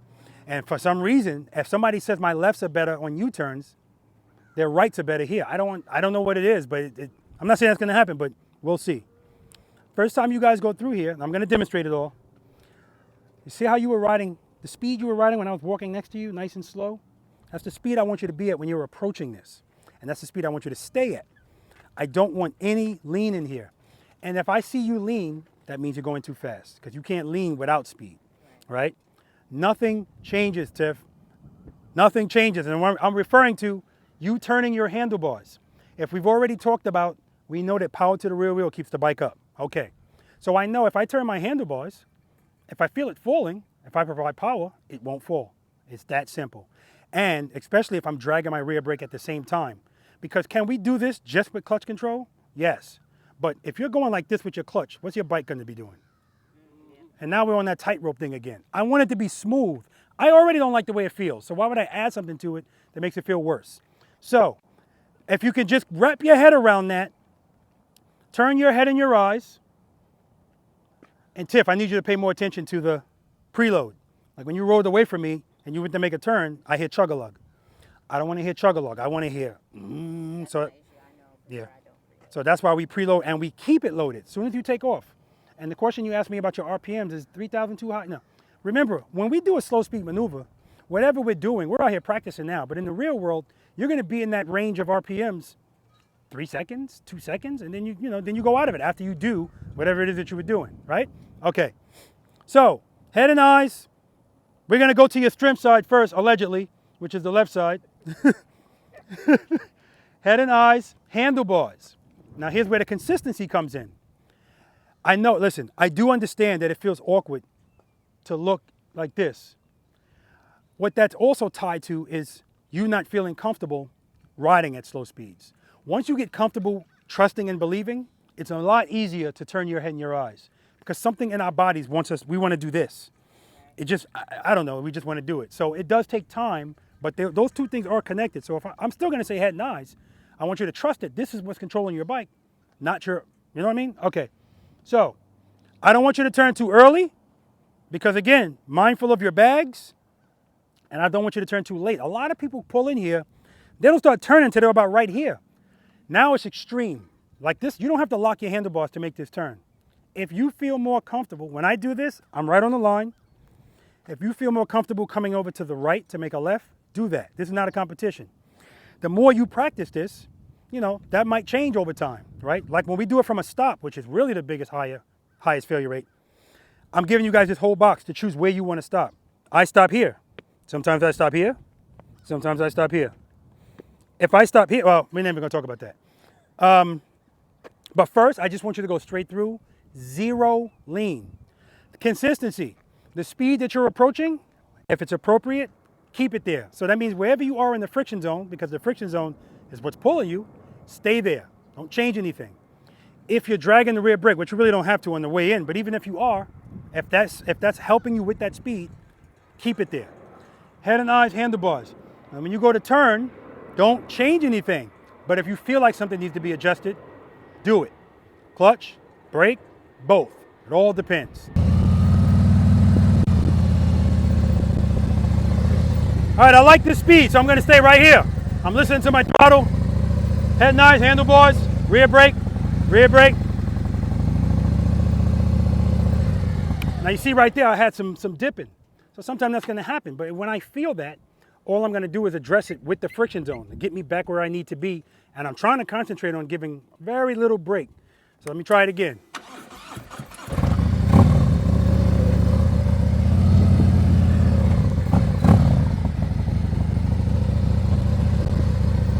All right, speed's good. Head nice. Straight up, no lean. And ideally, this is where you want to end up. You want to end up in the middle of this lane. Now, if you're not in the middle of the lane, it's not a big deal. We'll talk about why. If you're right over here, we'll talk about why. Again, it's not a big deal. Now, I pretty much have my bars almost fully locked. You don't have to lock your bars fully. But I always tell people, I want you to imagine that this is a double yellow line and Dan's driving a truck coming in this direction and he's tired. So he's right on that double yellow line. I don't want my handlebars over that line. So I want to be in the middle of the lane. That's what you're thinking of. You guys been to Tail of the Dragon? No, you haven't. Okay. Well, when you're leaving Deal's Gap, whatever the hell that place is called, there's a left turn, there's a right turn that people make to go into the Dragon. And there's plenty of room to make this turn. And one day I just watched how many people are going over that double yellow line just to make that turn. It's just, but that's what this is it's gonna help. Because it's gonna tighten everything for you. I ain't talking about your body, I'm talking about your turns. All right? All right, now, we'll do it from the stop.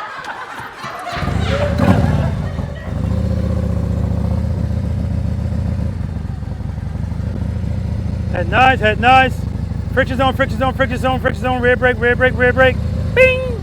All right. Nothing changes here. Nothing. Except your handlebars being turned. Now again, you're not gonna be this close. So you have some room to get it together before you make this turn. Keep this in mind. Yesterday this guy kept doing this. He's trying to make a left turn, and every time he wants to make a left turn, he ends up going that way. Because he was picking up his foot like this. He was pushing the bike to the right. We don't need to do a lot to make this thing. It's on 2 wheels and it's not moving. So follow the first 5 steps. As soon as you feel moving, just pick it up. You don't have, there's no, we don't do anything jerk. Just pick it up, turn your head and your eyes. Now sometimes you'll do that and still you'll feel the bike kind of going to the right. How could you fix that, Tiff?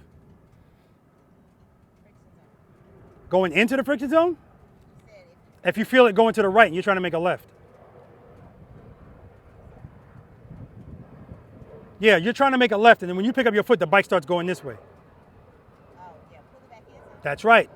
This is what I mean when I say sometimes taking power away from the rear wheel is what you need. So again, once you get comfortable with knowing what to do with this clutch and understanding that it's the determining factor to what's going to happen, you know what to do based on what you feel. So,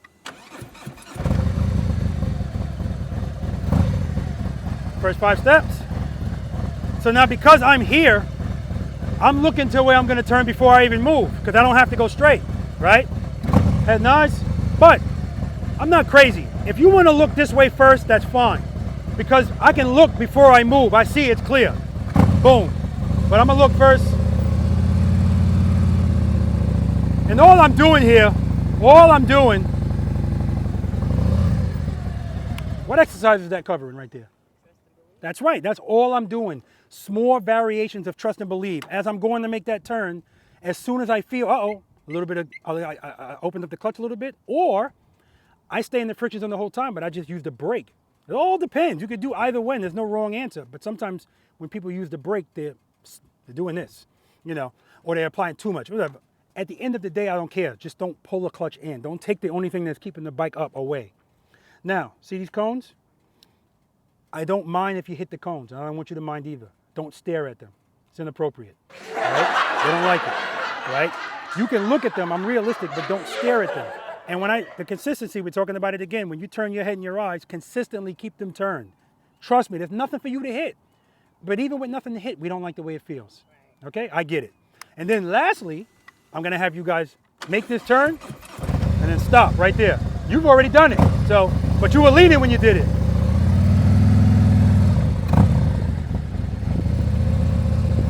Friction zone, friction zone, friction zone, friction zone, friction zone, rear brake. Boom. That nice? Rear brake, I'm dragging it. Straighten out, friction zone, friction zone, friction zone. Bing! All right, so I told you sometimes I stop this far up. Now if I stop this far up, now I have to start with the handlebars turned already. People really don't like this. So I'm telling you this just to give you context. I don't expect you to do this. Nothing changes. Follow the first 5 steps, head and eyes. In fact, it's easier if I'm making a left turn because the handlebars are already turned, my foot's down. As soon as I feel the bike starting to move, foot up. Oh my God.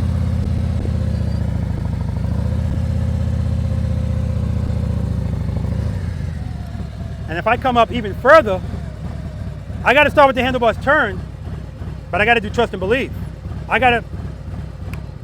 3 things determine the radius of your turn on a motorcycle, Tiff. Give me them. What's one? Nope. Nope. What determines the radius of the turn on a motorcycle? Friction. Nope. Give me one, Dan.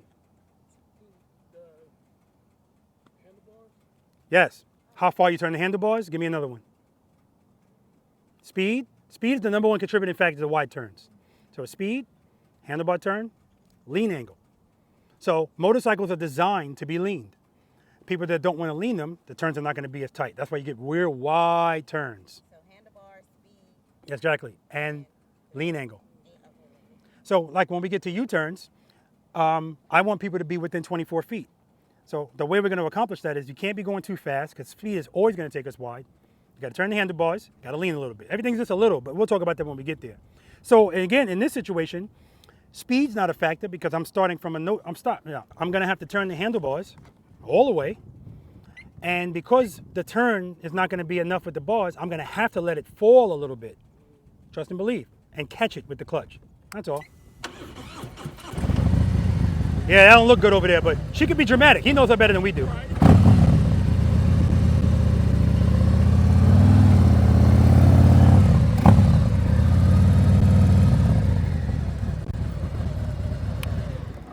All right, your turn.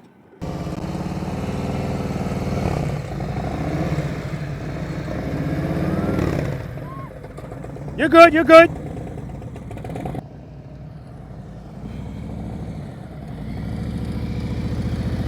Head nod, Dan.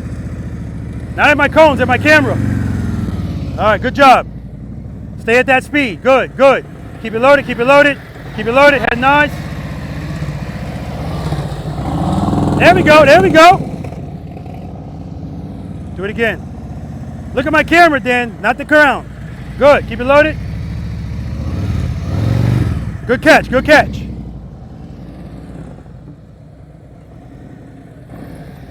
Good, good, good. Start turning, keep it loaded. Rear brake, rear brake.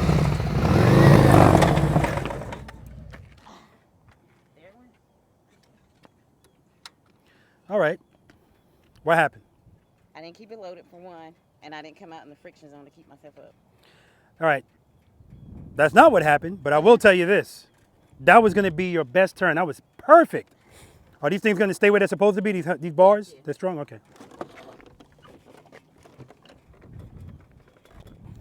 When you got right here, because look where your bike is. Don't keep in mind, this is a tip over. Look where your bike is. This is a beautiful turn. But when you got right there, all of a sudden, I don't like the way this feels. You squeeze the clutch in. Yeah. I said, oh, I know what happened. I said rear brake, and all of a sudden your bike went like this. You smashed at the rear brake, and when you did that, you squeezed the clutch in. Because even if you smash at the rear brake, if you still got power, you're good. Mm-hmm. That's all that happened. All right. Saddleback guards do their job. EJ, I'm sorry. We're gonna do this right. Don't apologize to EJ because he understands you're doing this so you don't get yourself wrapped around something. Right. You drop the bike out here, it's no big deal. There's nothing to run you over. But keep in mind, that's the only thing that went wrong. That was a beautiful turn right there. She's so far ahead of so many people.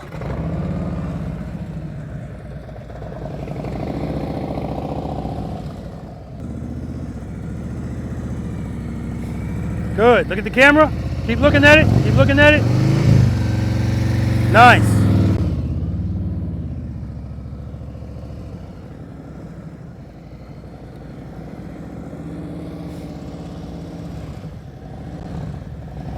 Good. Good. Head nice. Nice, Tiff. Nice.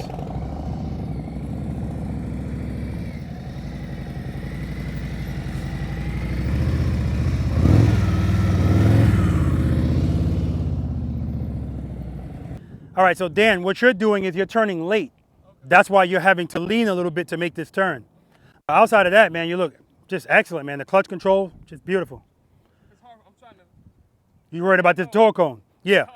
You got plenty of room, so don't overthink it. You can actually, when your front wheel hits this line, you can start turning right there, and you're not going to hit that. Tiff, that looks, if you only knew how far ahead you are from so many people, the second time you did this, you made it. So remember, the other C is consistency. Right. So when you turn your handlebars, keep them turned. Right now, you're doing this. Right. I feel myself. Yeah. And I think it's that feeling. I got to get in the feeling of feeling like. You're fine. You're more than fine. Like I said, you're way ahead of the curve. So let's do it again. We're gonna move you to a stop when you go. I just want you to go straight through though.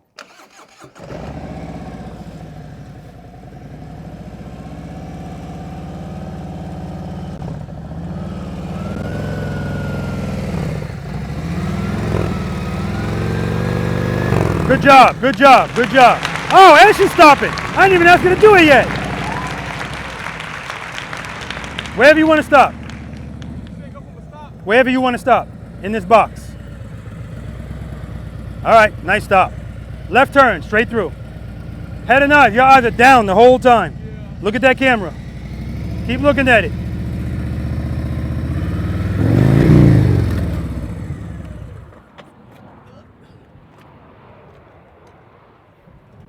Turn the bars this way? Yeah, that way. No. Like way. That, yeah. Okay.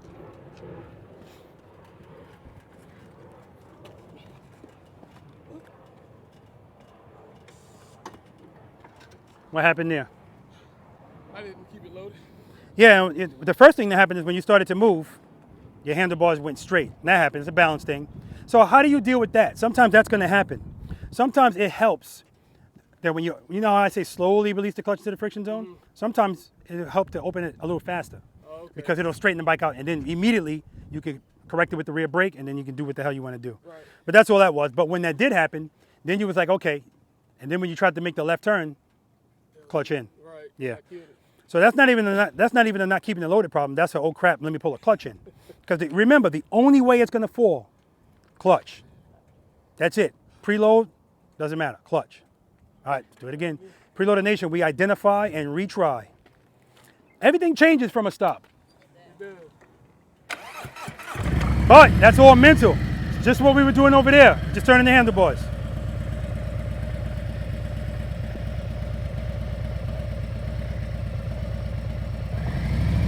Head nice.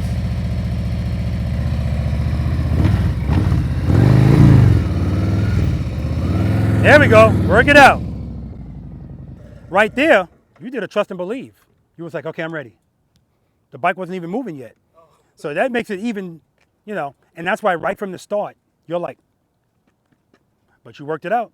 You know, all I care about is the end result, but over time, as you practice that, it's gonna get smoother. Okay. Yeah, okay. Straight through, Tiff. Good, good, good. Head nice.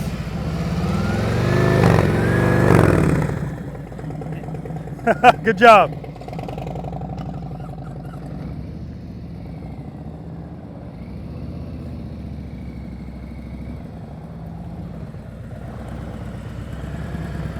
All right, shut it off. Tiff, do you know why you're right here? There you go. And the funny part is, I wouldn't think this, but because those handlebars come back like this, when you're turning, your elbow is like almost into your body. But all you have to do is turn a little bit more. Again, it doesn't have to be a full lock. But outside of that, I'm just trying to give you a way to tighten it, to identify why. But it's excellent, it's excellent. All right, we'll do this one more time, then we're gonna do a stop, and then we're gonna go right.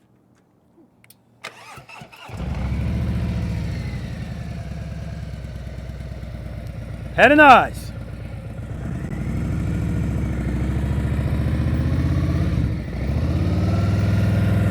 Nice, you're leaning though, I don't want no lean.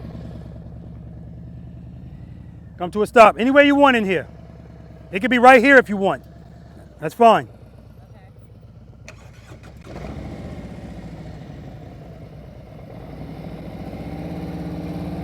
Nice takeoff.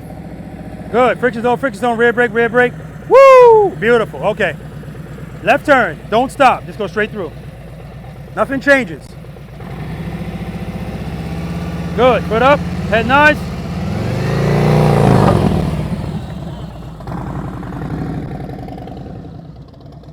Do it again. Stop and then. Yep, stop in here. Good, good, good. Very nice. All right. Don't overthink this. Keep power to that rear wheel. Friction zone, friction zone. Good. Friction zone, rear brake, friction zone.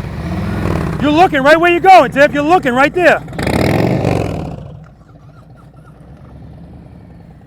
She didn't turn her head once, so that's exactly where she went. And I know, I get it. Same thing. Stop wherever you want. All right, left turn. You're leaning. No lean, no lean. Girl, turn your head. Lean violator and head turn violator right here.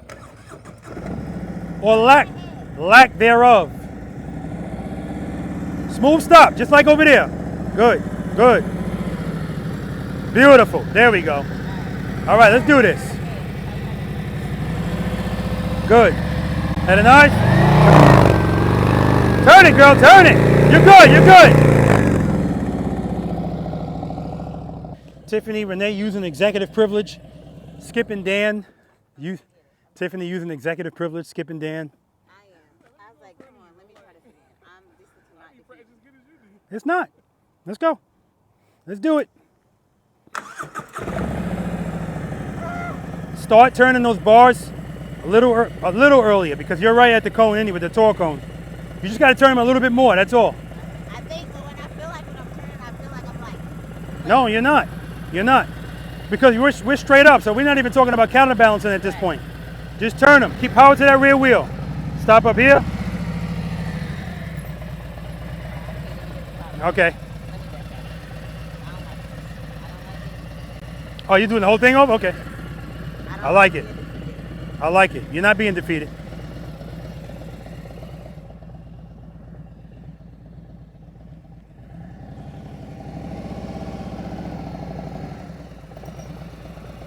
There we go. That's right. Good. Slow down. Start turning. Start turning. Good. Good. Keep it turning. Keep it turning. There we go. Keep going. Keep going. There we go. No lean, Dan. Zero lean.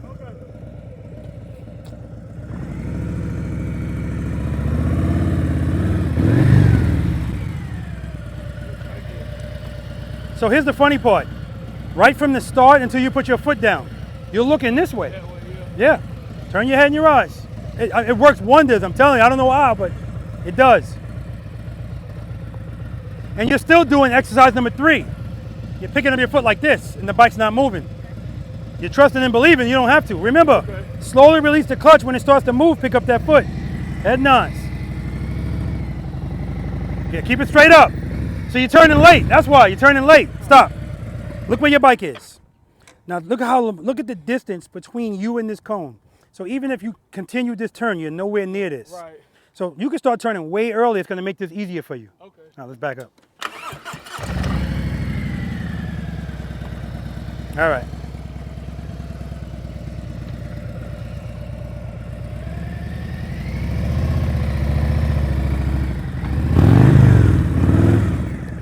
All right, too much speed at the beginning, that's all. All right, this is different. All right, left turn and come to a stop. You were doing it already anyway, but this time I want you to stop. Right here. Don't pass these cones. All right. Good, start turning, start turning. Keep it loaded. Good, good, good. Straighten out, straighten out. Woo! That's what I'm talking about. That was beautiful.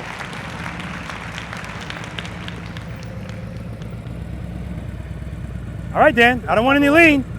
Same thing, come to a stop over there. Leaning, leaning. All right. So you said I'm like doing like that, right? The bike's leaning, just slightly. Okay. You want to do that again? Sure. Okay, we'll do it one more time. And then we're going to go right, unless you want to take a break first and then go right. Okay. Wherever you want to stop.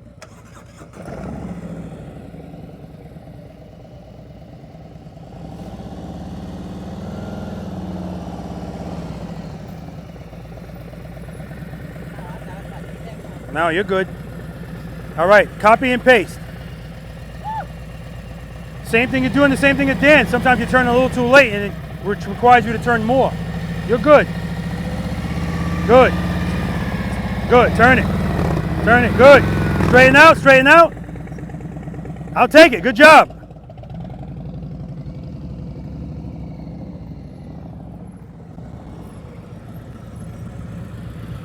All right, forget about the stop, because actually you haven't made it just going straight through from a stop yet, Right. without a lean. That's what I want, no lean. Right there, see that lean? It's a lean. Again, he's going deep into the turn. He's not turning until he's like right here. So that's why he's leaning, because he has to lean. It's the only way he's gonna make it. I'm still turning too late. All right, and that's why I recorded from that angle. I want you to see how deep you are into that turn before you start turning. See, stop. See, already she mind screwing herself, saying she's gonna struggle. We'll see. Okay. We'll see. Let me move the camera over there. Good. Keep it loaded. Keep it loaded. All right. That's the same way you did the first left. So she did the same thing going left the first time. So we can't say, "See, I told you." No, no, no.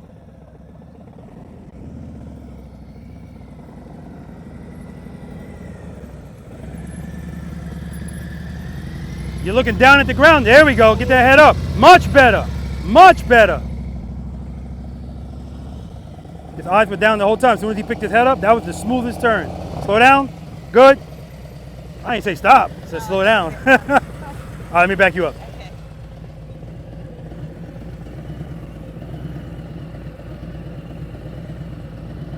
Say win. That's good. All right. Straight through. No lean. This time turn the handlebars. I forgot to tell you that. My bad. Slow down. Good, good, good. Head nudge. Keep it loaded. Keep it loaded. Friction zone. Friction zone. Okay, okay. We're getting better.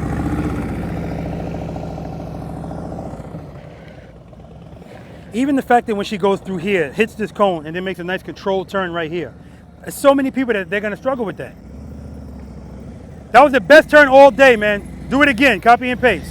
Stay at that speed. Good. Head and eyes. See, you're turning late again. But you're still straight up. Beautiful. You like rights better than lefts. I told you. Yeah. He likes rights better than lefts, clearly. Well, let's see. You went through the cones the first time going left, too, so. Slow down. You're going straight through. You're not stopping. Good, good, good. Okay, we're getting there. We're getting there. Do it again. Good, good, good. Start turning. Start turning. Straight up. Beautiful. Beautiful, Dan. Beautiful. Do it again. This time turn consistently. Keep it turned.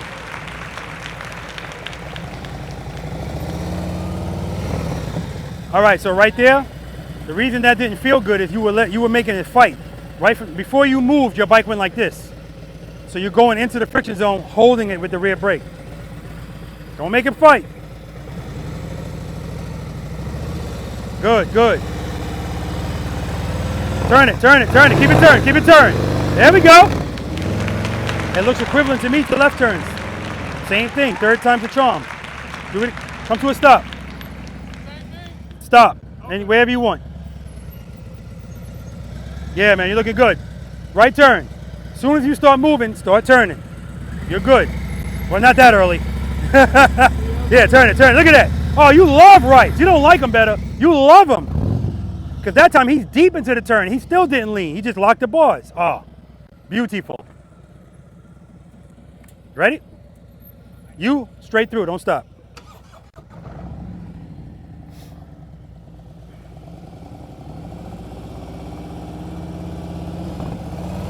Good, good, good. Start turning, keep it turned, rear brake, rear brake, rear brake, rear brake. Not bad, keep it loaded, keep it loaded. I don't want to hear chug-a-lug. Stop wherever you want to stop. That last time, that was beautiful, man, because you still turned late and still didn't lean. You just locked the ball, stayed straight up. I can't wait for you to watch that. That was beautiful. Same thing, straight through. Start turning. Good. Head and eyes. Head and eyes. Outstanding. Outstanding. And that's the speeds we're dealing with. 1 to 2 miles per hour we're doing here. You already got it right. Twice. The last time you didn't? No, no. Again, you're not doing nothing different over here than you did over there. I don't know. This side just don't like. Mine. Straight through.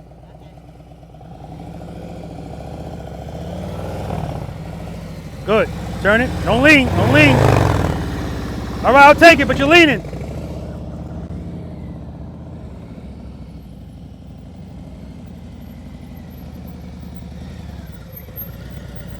Come to a smooth stop right there.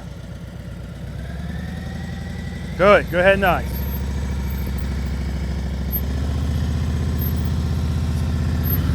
Good job. Little, nice and easy on that rear brake.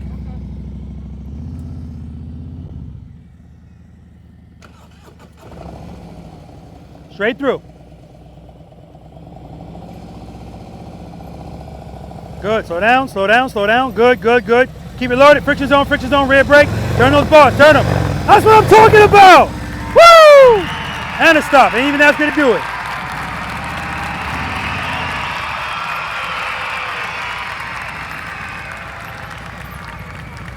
All right.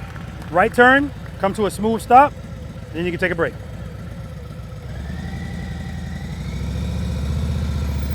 Good, good. Straight up, straight up. Good, good. There we go. Ending on a high note. Stop. That was beautiful. Beautiful.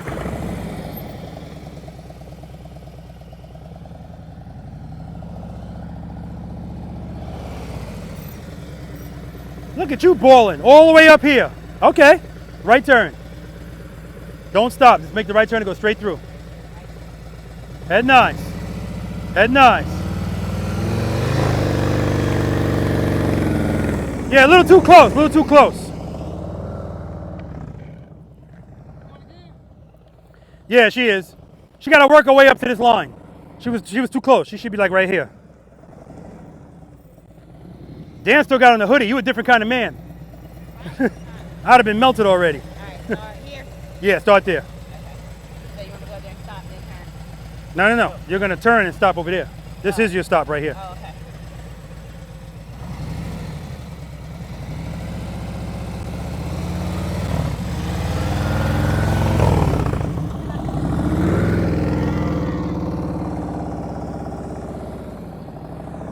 Turning too early. Plus, she was on the right side of the line, so that she made that tougher. She should start out on the left side. I didn't turn my handlebar board. No, the issue there was you started on this side of the line, so you made that a lot harder. If you start this close, you got to almost lock those bars without hitting this. Okay. So that's the only reason you hit that. Okay, we should be good now. Remember, don't start turning too early. When you first start to turn, you have a little bit of a lean. Straight up. Just keep power to that rear wheel. Drag that rear brake. Okay. Go easy, easy. Turn the handlebars, turn them. Keep it loaded, keep it loaded, keep it loaded. All right, we're still leaning. One more time. Slow down, slow down, slow down. All right, so what I often tell people when I have private lessons with them out here, I say, listen, if you're working out trying to do this, when you're coming back to this, make the same kind of turns. Instead of making leaning turns. That way you're always practicing it, all right? Okay.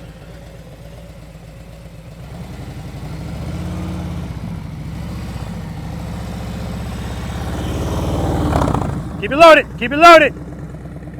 All right, 20, 30, 40, okay. So that's weird though, like you said, because I'm more comfortable making U-turns. So I think from the left, but that me going that way because I couldn't see the cone. I guess that was like it was in my mind, and I could see it better on that side. Yeah. So this also boils down to the video that I put out last night about U-turns and how practicing with cones, you're able to look at the stuff out in the real world and be able to gauge it and go, I could do this there, I could do that there. So with this, once you see the cones, Dan, you no longer have to stare at them because I know this is 7.5 feet, right? That's the distance between these cones.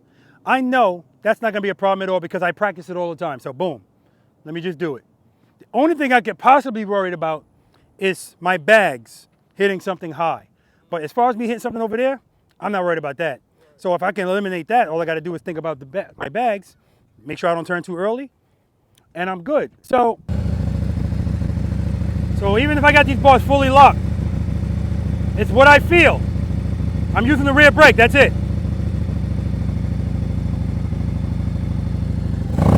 Trust and believe. So in that instance, forget about my clutch. I found a good spot in the friction zone. I'm just gonna stay there. And I'm just using the rear brake ever so gently. If I feel like I need power, I let off of it a little bit, right? If I give too much, now I'm making them fight.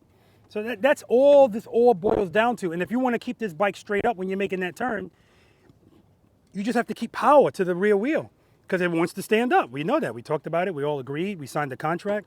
So, so I'm going to go down there and I'm going to have you guys ride toward me, right? I want you to go up to second gear. This is not about speed. This is not emergency braking. You could be going 20 miles per hour. That's fine. And then I want you to start braking downshift, because that's what this is kind of getting you used to, downshifting while you're braking, with the front brake, because you're going to be going fast now. Faster. Front brake or both brakes, however you want to do it. When you get to me, I'm the stop sign. I want you to stop at me the same way you stopped right there. Nice and smooth, right? Foot down, boom, nice and easy. That's all that exercise is. It's you coming out of speed and slowing down, but right before you stop, get off of that front brake, rear brake only. You're finishing off this stop with the rear brake.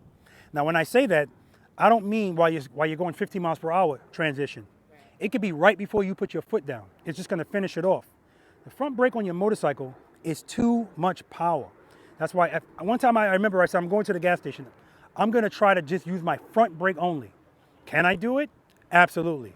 But the bike feels like crap. I have to be like a surgeon trying to stop it, and still it dives like this at the end, because it's just a lot of stopping power. And based on the way the motorcycle is designed, it's kind of showing you that's not what you're supposed to do. So for instance, in the exercise that we just did, I said, how do you come to a smooth stop? And you said, go back into the friction zone, but use the rear brake at the same time. Now imagine if you don't do that. Can you keep the throttle back into the friction zone and use the front brake at the same time, smoothly? If you could, it's not gonna be, but the other way just makes more sense. So anywho, I'm gonna set my camera, I'm gonna walk down there, set my camera up.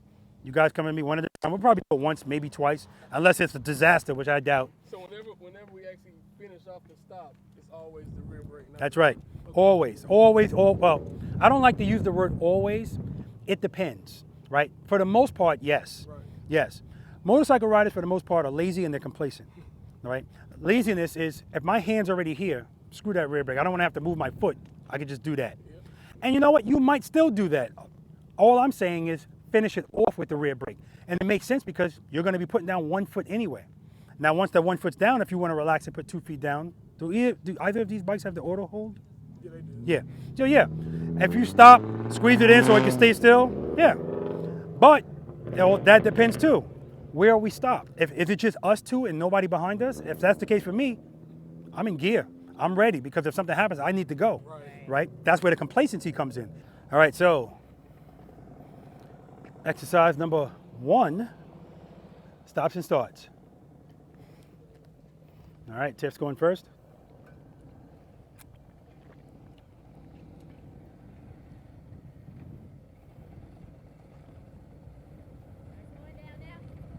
You tell me, I'm a stop sign.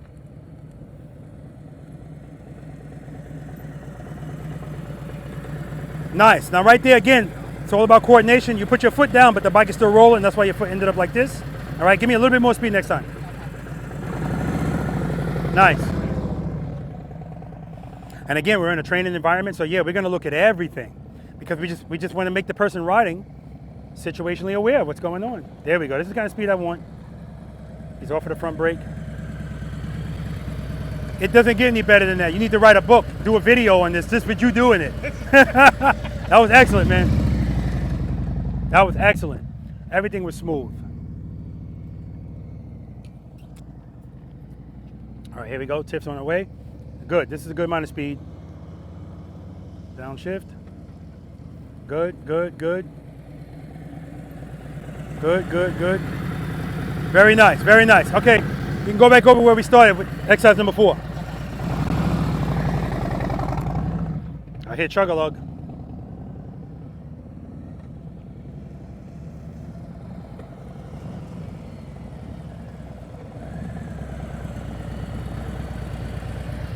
Outstanding, man.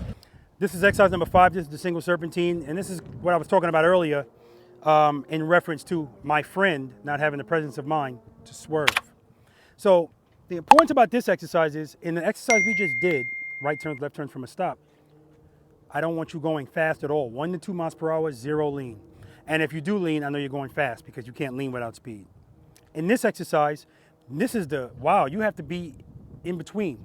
If you're going too fast, that's a problem. If you're going too slow, that's a problem. Because if you're going too slow, you can't lean. I want you to lean. And if you're going too fast, what do your handlebars want to do with speed? What do they want to do? That's right. So if I'm trying to turn and going too fast, it's just making it more difficult for me. So we have to be at an in-between speed. In the friction zone, we're going to go, these cones are 15 feet apart, right? 15 feet apart. This exercise is extremely important. A, because you need to be able to manipulate your motorcycle in evasive maneuvers just in case. And sometimes it's emergency braking. I'm not going to have enough space to stop, but I can swerve. I know I can do that, right? Why do I know? I do it all the time. I'm always practicing. So we're going to show these bikes with the bosses. It's also going to give you practice transitioning. So we're not going to be transitioning like, no, you got to transition, because if you transition slow, you're losing space. So you see how wide my motorcycle's out from the cone? Ideally, it doesn't have to be this wide, but I don't want you hugging the cones as you go down. And that's what people do. They get here and they want to do this like it's a ski slalom. Now, if we're doing a high-speed serpentine where the cones are like 50 feet apart and you're going 40 miles per hour, yeah, you don't have to turn much, obviously. It's not the case here. We're turning the handlebars, turning, leaning, turning. And because we have power to the rear wheel the whole time, we're good. So most of the time when I do this, I don't even use my brake, but I'm always covering it because sometimes I'll go in here and if I see I'm coming up to the cone in front of me too quickly, I need to slow that down because otherwise, as I go, it's going to catch me. No big deal. You could just lean more, but I'm not trying to make anything extreme. Nothing out here is extreme. If you just give me a little bit of what I'm asking for, you're going to be fine. All right? So I'm going to go down here. You're going to listen to my throttle. I try to keep it steady the whole time. If I find a good spot with my clutch hand, I'm just going to try to keep it there. And that way I can just dip. Now we're going to be counterbalancing our bodies, right? What does that mean? Keep your body straight up and down. Let the bike lean under you. Boom, boom, boom. Questions? Nope. All right. Right. Hit.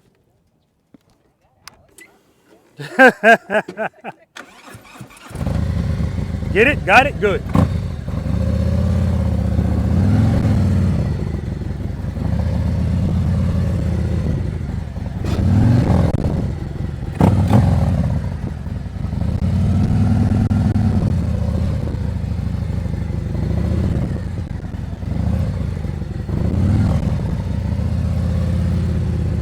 And guess what?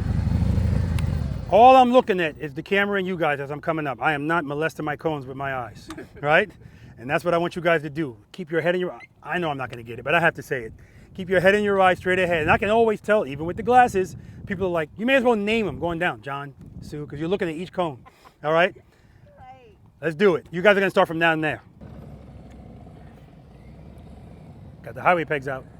Too much speed, too much speed. There we go, good counterbalancing.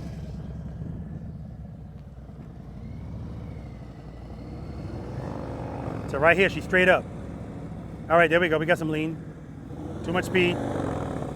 Too much speed, too much speed. It's first time through. First time through. Look at these head and eyes. Holy cow. The whole time. Who are you and what have you done with Tiffany Renee? Okay, yeah, the first time both of you started out too fast.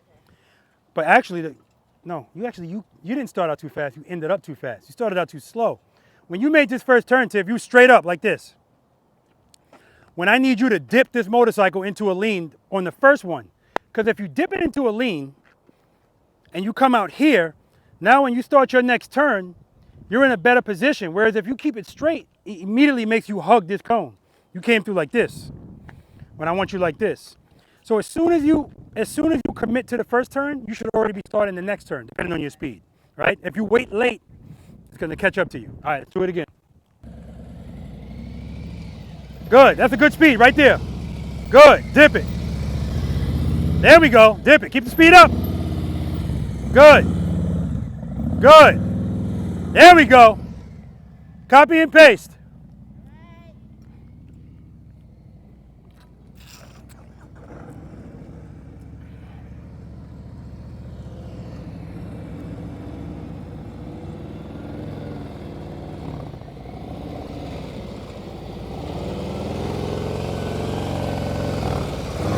Good. Lean it, lean it. Good. Lean it. Good, lean it. I'll take it. Yeah, one more time.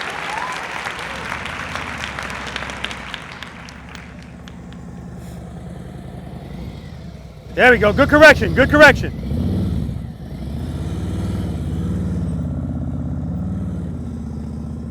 Good job. Dip it in, dip it in. Good, turn it. Good, turn it. Good, turn it. Good, turn it like you mean it. Good, one more. There we go.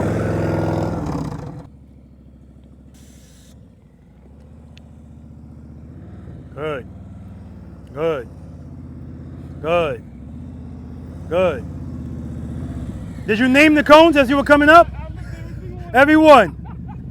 All right, guys, we're gonna move on to final exercise, the infamous U-turn. They're gonna do fine in that. We just gotta work on those head and eyes. Any questions on that?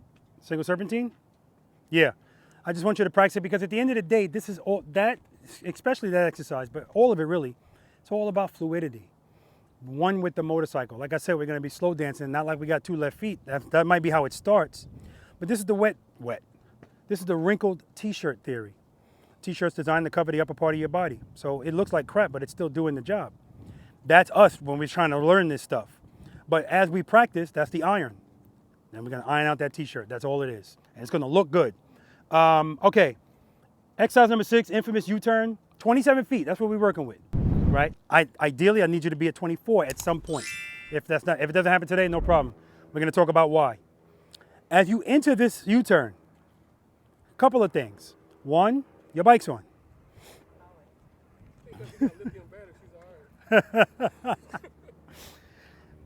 Now we're dealing with speed again. We're always dealing with speed. So the speed that you're approaching should be appropriate. If it's not, work it out. Then, when you're about to make your turn, what comes first? Head and eyes or handlebars? Head and eyes. That's right. Turn your head and your eyes. Ideally, I'd like you to look at the camera. But head and eyes, now we don't all have the same dexterity. I can look at the camera fine. Some people can't. So I tell them, look at the tree. And as they progress in the U-turn, eventually, the peripheral vision will see it before they actually head is facing it. But they'll still be able to see it. Again, this doesn't have to, we're not target shooting, but you just need to be able to see it's nothing going on because unlike a right turn or a left turn, now we're committing to a turn behind us, what's going on. So looking and saying, okay, now it's okay, I can go like this, stuff happens fast out there, right? Head and eyes. And when you commit to the turn, commit to the lean right away, right away. What I get is people are apprehensive. One of two things. When they go to turn, they slow down. Now the bike is straight up because they can't lean. Or as they start their turn, I'm always looking at the light under your bike. If I see this much light, they make the turn, I still see this much light. And then they look at these cones and they see, oh man, I'm getting close. Then they lean and I see the light go down. When it should be head and eyes, handlebars. And then just stay there. Now the beauty of this is, I don't want you to do a momentum U-turn in here, meaning you let speed take you through it. The friction zone should be pulling you through this turn, right? So head and eyes, handlebars, give me 50-50. 50% turning of your handlebars, 50% lean.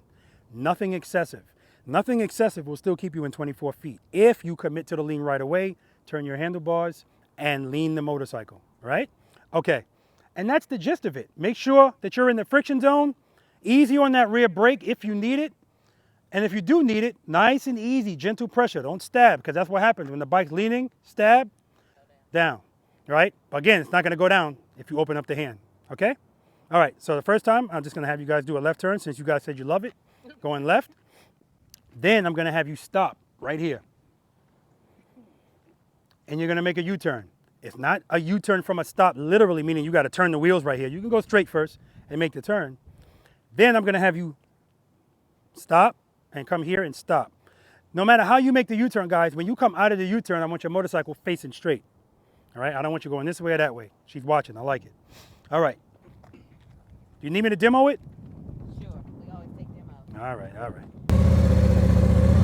All right, that speed's good, head nice. No brake needed. No, not a lot of lean, not a lot of handlebar turn.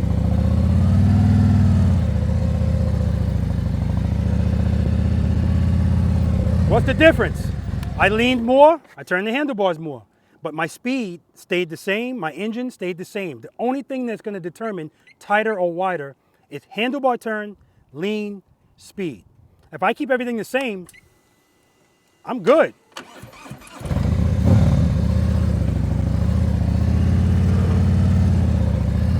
And that's why I can stay in here. If I keep everything the same, I can just keep going around. Doesn't matter how much I lean, as long as I keep that power the same.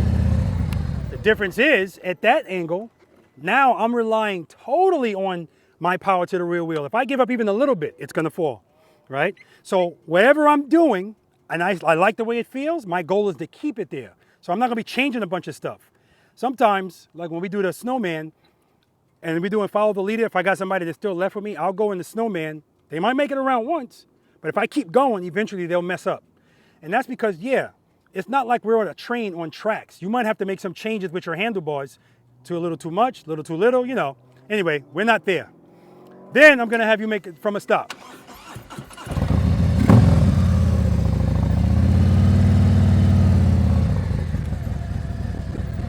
Smooth stop. Head nice. Lean. You don't have to lean that much. And then last, smooth stop. Straighten out, friction zone, rear brake. Stop. Let's do it. Good, speed's good, head nice. See, no lean, no lean. Okay, we just gotta lean more, that's all. Watch that throttle too.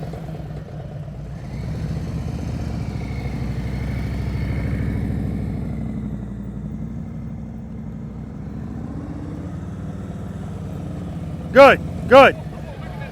Yeah. She said show off. Let's do that again. Your speed was good.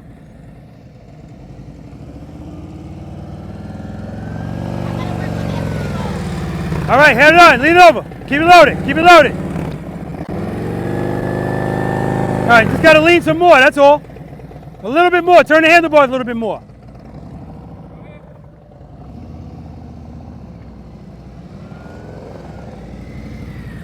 Good, head nice. Too much speed, too much speed. And you're looking over there the whole time. Tiff, you gotta turn those handlebars a little bit more and lean a little bit more, that's it.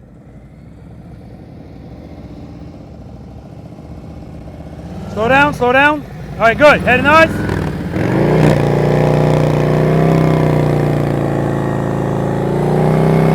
Watch that throttle, watch that throttle. It's too high. Try it again, a little bit slower.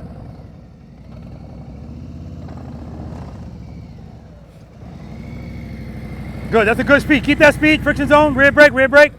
You're looking at those cones the whole time. That's helping out the wideness. So, and even there, your speed was good, and then as soon as you went into the turn, you picked up speed.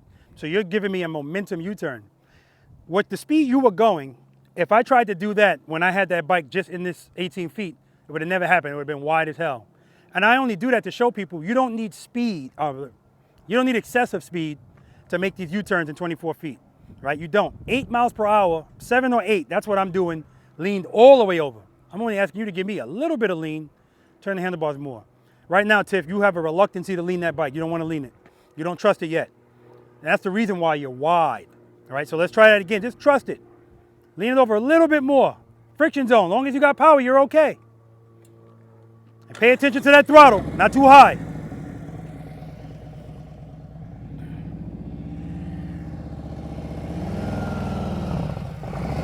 Good. Head nice. Handlebars. Lean it over. Lean it over. Turn them. Turn them.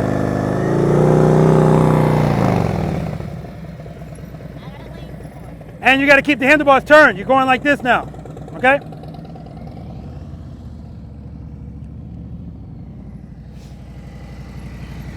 Good. Head nice. Keep it loaded. Keep it loaded. There we go. Much better. Much better. Much better.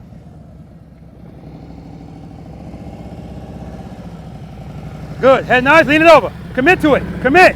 Commit. Turn those bars. There we go. Turn them. All right. We're getting there. We're getting there. Do it again. Good. Stay at that speed. Head nice. Keep it loaded. Rear brake. Rear brake. Look how tight that is. Nice. That's 24 feet.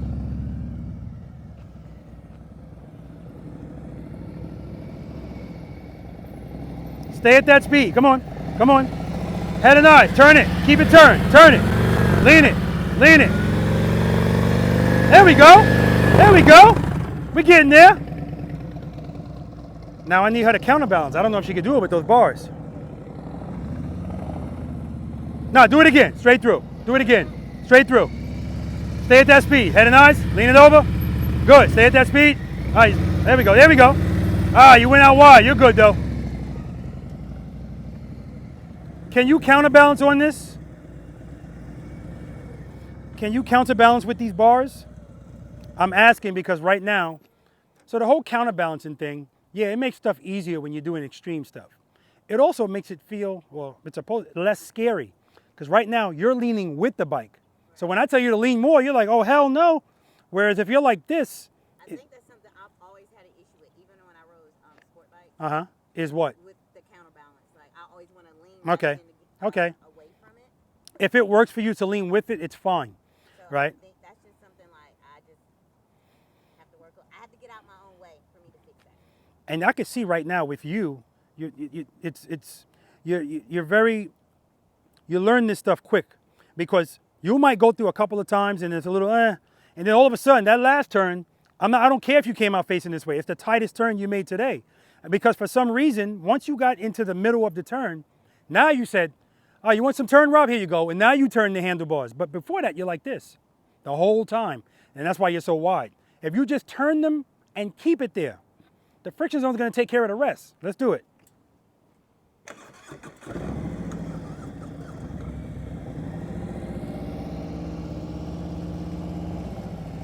Good speed, good speed. Stay at that speed. Head and eyes. Keep it loaded. Stay in the friction zone. Yeah. Watch that throttle. There we go. Straighten out. Good job. Straight through.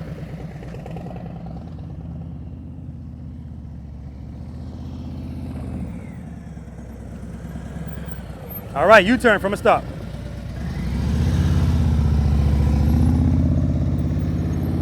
Excellent. Excellent.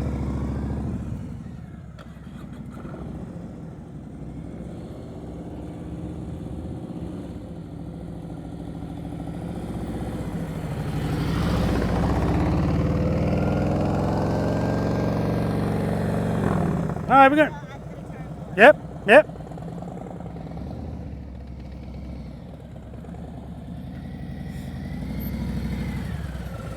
All right, stop over there too. Smooth stop, make sure you're facing straight. Good, good, good, good.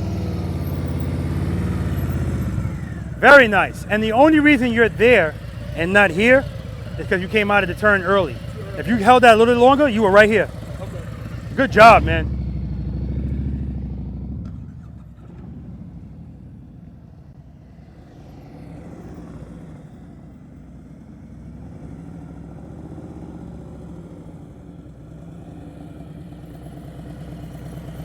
Smooth stop, good. U-turn and straight through.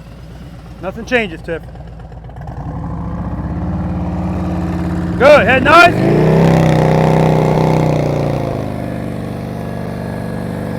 Straight through, straight through, straight through.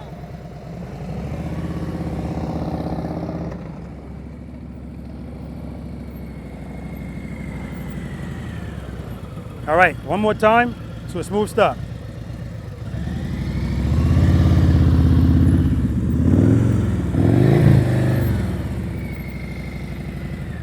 Okay, and the only reason that wasn't smooth is because your throttle blipping. Yeah. All right, we're gonna be doing right turns next.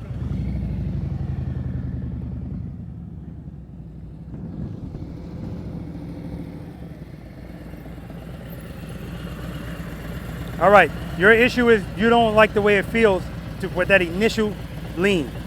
All right, trust and believe, Tiff. Just lean it over, not nothing excessive, just lean it over and stay there. Turn those handlebars and keep them there. All right, let's do it. Good, head nod, turn it, lean it, good, keep it turned. All right, come to a stop. Good job, right turns next. Preload. Straight through. Straight through. Head nice. Good. Keep it loaded. Keep it loaded. Good. Good. Good. Nice.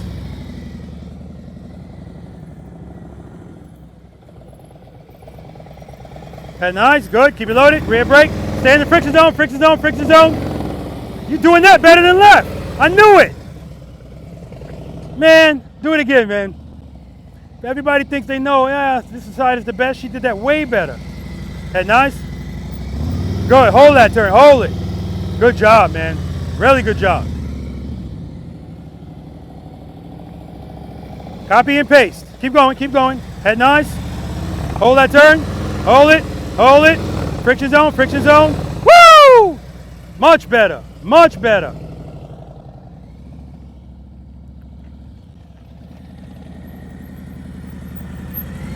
All right, right turn, straight through.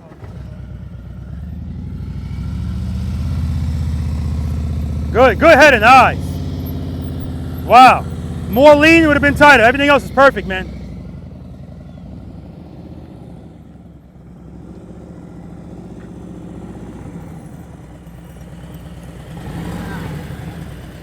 Every now and then it's gonna happen, it's cool. Right turn. Look how far she is off the line. Lean it over, lean it over, lean it over, lean it over. Straight through. Nice. See how far she was off the line? So that's not line to line, even though she might think it is. She's riding the road glide, she can't see that front wheel. Come to a smooth stop over here. A little bit more lean. There we go, keep it there. Good, rear brake, good. There we go, straighten out, smooth stop. Take a break.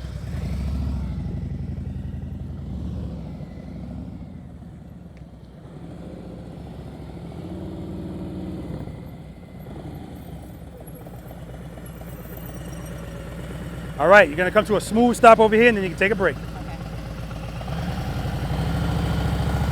Good, lean it. Good, good, good, good. Shut it off right there. Now here's the craziest thing. A, you don't know anything, talking about how my lefts are better. Your rights are better in U-turns and right turns, left turns from a stop. But what's weird about the U-turns is your clutch is further away, but you're better. You even look more comfortable making right turns. I feel more comfortable just doing that. I don't know what. And Dan, the same thing. Like when he makes the right turn, his hand, and sometimes he's full lock, and he just looks totally comfortable. So yeah, your thing is just not being too comfortable with that initial lean. You don't like the way that feels, but that's what trust and believe is all about. All right, I'm gonna set up for follow the leader, and then we're gonna knock that out. All right, follow the leader. Some of these rules are gonna be a little relaxed. Like normally, and here's a funny thing, it has a lot to do with the temperature and my energy. Because if I'm tired and it's hot, I'm eliminating people quick. You know, I'm just, and so normally I'll let you know I am gonna pull into exercise number 4. I'm gonna have my wheels right on that white line, and I'm gonna be right at the plus. If you're to the left or to the right, you're out. That's what I normally do. Don't worry about it. But I am gonna stop. Don't just roll through it. You got to stop. Okay? If you roll through it, usually you're out. Other than that, that's pretty much it. You hit a cone, technically you're out. You put a foot down, you want me push-ups, and you're out, technically. And that's about it. Like I told these guys yesterday, if we're all tight behind each other, if you think you're going to hit somebody, or the option is drop your bike, just drop the bike. Don't run in the back of somebody. Okay? Questions?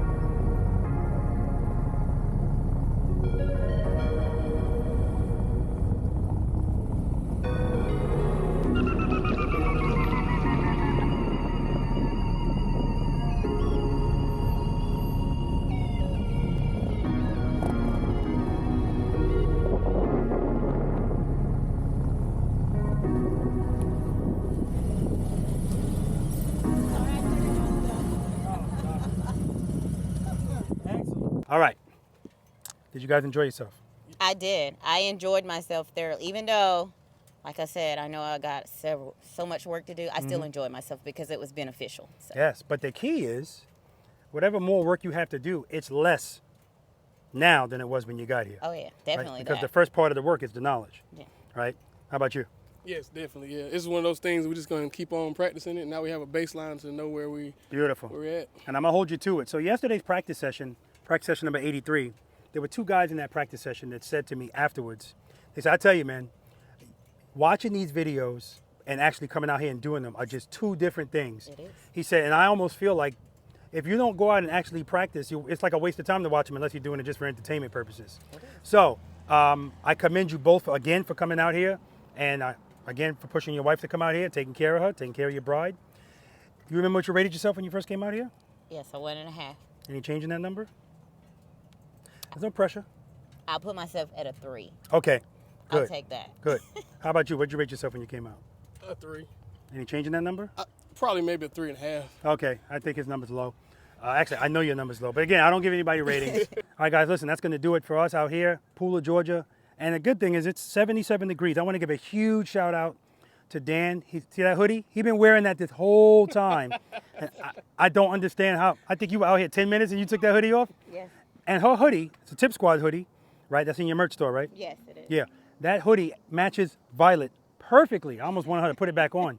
Anyway, that's going to do it for us, guys. Listen, if you haven't already heard of Tiffany Renee's channel, definitely check it out. And I feel like, especially with these guys coming to my house last night and hanging out with myself and Anita, it changes everything as far as the dynamic of the relationship because you get to know them better. We talked about a bunch of things. Of course, we talked about YouTube. We talked about family. So now I'm watching her videos, I know this, with a different mindset, right? Because now I actually know the person that I'm watching. So if you're not subscribed to Tiffany Renee's channel, definitely hit the subscribe button, hit the like button, share the videos. And if you want to be notified whenever she puts out a new video, hit that notification bell, switch it to all. That way you'll always be notified as soon as she puts something out. And you guys are doing like a video a week, right? Yes. Yeah, Committed all right. to at least one. Yeah. All right, guys, listen, that's all I'm going to say. Spend more time being thankful for the things that you have, less time complaining about the things that you don't. And as these two know, seat time does not equal practice time. If you have time to ride your motorcycles, you have time to practice. That's not my opinion. Until next time.